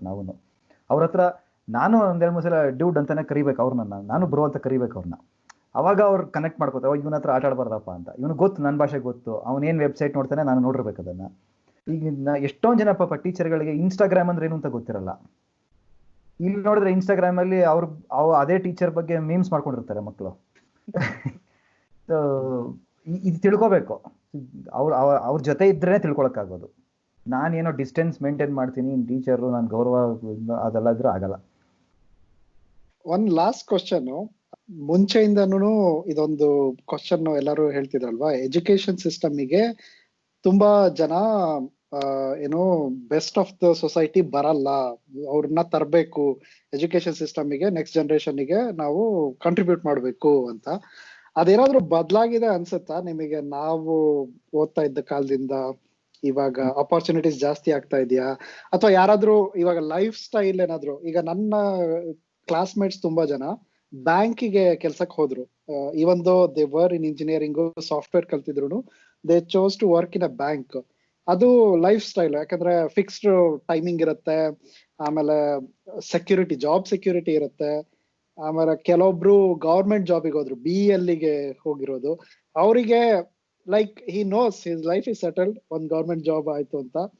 ಈ ತರ like it may not actually pay more, ಬೇರೇನು ಇನ್ಸೆಂಟಿವ್ಸ್ ಇರುತ್ತಲ್ವಾ? ಹಂಗೇನಾದ್ರು ಚೇಂಜ್ ಆಗಿದೆ ಅನ್ಸುತ್ತಾ? ಅಥವಾ ಇವಾಗ್ಲೂ ಅದೇ ಕೊರಗ್ತಾ ಇದಾರ, ಬರ್ತಾ ಇಲ್ಲ ಒಳ್ಳೆ ಜನ ಅಂತ? ಬರ್ತಾ ಇಲ್ಲ ಅಂತ ಐ ಡೋಂಟ್ ಮೀನ್ ಇವಾಗ ಇರೋರು ಒಳ್ಳೆ ಜನ ಅಂತ ಅಲ್ಲ. ಸೊ ಅಲ್ಲ, ಜಾಸ್ತಿ ಜನ ಇಲ್ಲ ಅಂತ ನೀವ್ ಹೇಳ್ತಿರೋದು. ಅದಂತ ಯಾರು ಕೊರಗಬೇಕು? ಒಂದು ಈಗ ಪ್ರೈವೇಟ್ ಸ್ಕೂಲ್ಸ್ ಎಲ್ಲ ಬಿಸ್ನೆಸ್ ತರನೇ ನಡೆಯೋದು. ಸೊ ಅವ್ರೇನು ಯೋಚನೆ ಮಾಡ್ತಾರೆ, ಈ ಒಬ್ಬ ಸ್ಟಾಫ್ಗೆ ಎಷ್ಟು ಸಂಬಳ ಕೊಡಬೇಕು ಅಂತಾನೆ ಯೋಚನೆ ಮಾಡ್ತಾರೆ, ಯಾಕೆ ಇಷ್ಟು ಕೊಡಬೇಕು ಅಂತ. ಈಗ ನನ್ನ ಮಗನ್ನೂ ಸೇರಿಸ್ತೀನಿ ಸ್ಕೂಲ್ಗೆ, ನಾನು ಅದೇ ಸ್ಕೂಲಲ್ಲಿ ಟೀಚರ್ ಆಗ್ತೀನಿ ಅಂತ ಹೋಗ್ತಾರೆ, ತುಂಬ ಜನ ಹೋಗ್ತಾರೆ. ಆ ಥರ ಸ್ಕೂಲ್ಗಳು ಸುಮಾರು ಕಡೆ ಇದೆ. ಅಂದರೆ ಮಗನಿಗೆ ಅಡ್ಮಿಷನ್ ಕೊಡ್ತೀನಿ, ಸೊ ನನಗೊಂದು ಸ್ಟಾಫ್ ಸಿಕ್ತು ಅಲ್ಲಿ. ಅಂದರೆ ಸ್ಟಾಫ್ ಕಡಿಮೆ ಸಂಬಳಕ್ಕೂ ಕೆಲಸ ಮಾಡೋಕ್ಕೆ ರೆಡಿ ಇರ್ತಾರೆ, ಯಾಕೆಂದರೆ ಮಗುಗೆ ಫ್ರೀ ಎಜುಕೇಷನ್ ಸಿಗುತ್ತೆ ಅಂತ. ಅವ್ರು ನಿಜವಾಗ್ಲೂ ಟೀಚರ್ ಆಗಬೇಕು ಅಂತ ಆಸೆ ಇರುತ್ತೋ ಇಲ್ವೋ ಅದು ಗೊತ್ತಿರಲ್ಲ. ಸೊ ಪ್ರೈವೇಟ್ ಸ್ಕೂಲಲ್ಲಿ ಇದನ್ನ ಎಷ್ಟು ಸ್ಕೂಲ್ಗಳಲ್ಲಿ ಅದನ್ನ ಚೆಕ್ ಮಾಡ್ತಾರೋ ಗೊತ್ತಿಲ್ಲ. ಈಗ ಕಾರ್ಪೊರೇಟ್ ಇದರಲ್ಲಿ ಕ್ಷೇತ್ರದಲ್ಲಿ ರಿವ್ಯೂಗಳು ನಡೀತಿರುತ್ತಲ್ವಾ, ಆ ಥರ ಟೀಚರ್ಗಳದ್ದು ರಿವ್ಯೂ ಎಷ್ಟು ಸಲ ನಡೆಯುತ್ತೆ ವರ್ಷದಲ್ಲಿ, ಅವನು ಎಷ್ಟು ಅಪ್ಡೇಟ್ ಆಗಿದ್ದಾನೆ, ಎಷ್ಟು ತಿಳ್ಕೊಂಡಿದ್ದಾನೆ, ಅವ್ನು ನಿಜವಾಗ್ಲೂ ಟೀಚಿಂಗ್ ಮಾಡೋಕ್ಕೆ ಆಸಕ್ತಿ ಇದೆಯೋ ಇಲ್ವೋ ಅನ್ನೋದು ಪದೇ ಪದೇ ನೋಡ್ತಾ ಇರಬೇಕು. ಅದು ಒಂದು ಕಡೆ ನಿಂತ್ಕೊಂಡ್ಬಿಡ್ಬಾರ್ದು. ಒಂದು ರೆಕ್ರೂಟ್ ಮಾಡ್ಕೊಂಡಿದ ತಕ್ಷಣ ಅದು ಮುಗ್ದು ಹೋಗಲ್ಲ. ಗೌರ್ಮೆಂಟ್ ಸ್ಕೂಲ್ಗಳಲ್ಲೂ ಆಗ್ಬೇಕು ಈ ಕೆಲಸ, ಪದೇ ಪದೇ ರಿವ್ಯೂಗಳು ಆಗ್ತಿರ್ಬೇಕು. ಅದು ಆಗ್ತಿಲ್ಲ. ಆಮೇಲೆ ಇನ್ನೊಂದೇನು ಕೇಳಿದ್ರಿ ನೀವು? ಇನ್ನೊಂದೇನು ಕೇಳಿದ್ರಿ ಮತ್ತದ್ದು. ಸೊ ಅದೇ ಲೈಫ್ ಸ್ಟೈಲ್ ಡಿಫ್ರೆನ್ಸ್ ಇರೋದು ಇನ್ಸೆಂಟಿವ್ ಆಗುತ್ತಾ? ಯಾರಾದ್ರೂ ಕನ್ಸಿಡರ್ ಮಾಡ್ತಾರಾ? ನನಗೆ ಇದೇನಾಗ್ತಿದೆ, ಈಗ ನಂದು ಎಕ್ಸಾಂಪಲ್ ಹೇಳ್ತೀನಿ ನೋಡಿ. ನನ್ಗೆ ಯಾವುದೋ ಒಂದು ಫಂಕ್ಷನ್ ಅಲ್ಲಿ ಒಬ್ರು ನಮ್ಮ ರಿಲೇಟಿವ್ ಒಬ್ರು ಸಿಕ್ಕಿದ್ರು. ಏನ್ ಮಾಡ್ತಿದ್ಯಪ್ಪ ಅಂದ್ರು. ಟೀಚರು. ಅಯ್ಯೋ ಯಾಕೆ ಅಂದ್ರು. ನನ್ಗೆ ಏನು ಅರ್ಥ ಆಗಿಲ್ಲ ಏನು ಕೇಳ್ತಿದ್ದಾರೆ ಅಂತ. ಯಾಕೆ ಏನು BCA ಏನೋ ಮಾಡ್ತಿದ್ದೆ ನೀನು ಅಂತಂದ್ರು. ಹೌದು. ಮತ್ತೆ ಆಮೇಲೆ ಏನು ಓದ್ಲಿಲ್ವಾ ಅಂತಂದ್ರು. ಇಲ್ಲ MCA ಮಾಡಕ್ ಹೋದೆ, ಆಗ್ಲಿಲ್ಲ ಇನ್ನು ಮಾಡಕ್. ನನಗೆ ಮಾಡ್ಕೊಂಡಿದ್ದಿದ್ರೆ ಈ ಪರಿಸ್ಥಿತಿ ಬರ್ತಿರ್ಲಿಲ್ವಾ ಅಂದ್ರು. ಅಂದ್ರೆ ನನ್ಗೇನೋ ಪರಿಸ್ಥಿತಿ ಕೆಟ್ಟು ನಾನು ಟೀಚರ್ ಆಗ್ಬಿಟ್ಟಿದ್ದೀನಿ ಅನ್ನೋ ಥರ ಅವರೇ ಅಸ್ಯೂಮ್ ಮಾಡ್ಕೊಂಡ್ರು. ಆಮೇಲೆ ಕೆಲವೊಂದ್ಮೇಲೆ ಹೋಗ್ಲಿ ಬಿಡಪ್ಪ ಟೀಚರ್ ಕೆಲಸ ಏನಾದ್ರು ಇದೆಯಲ್ಲ ಅಂದ್ರು.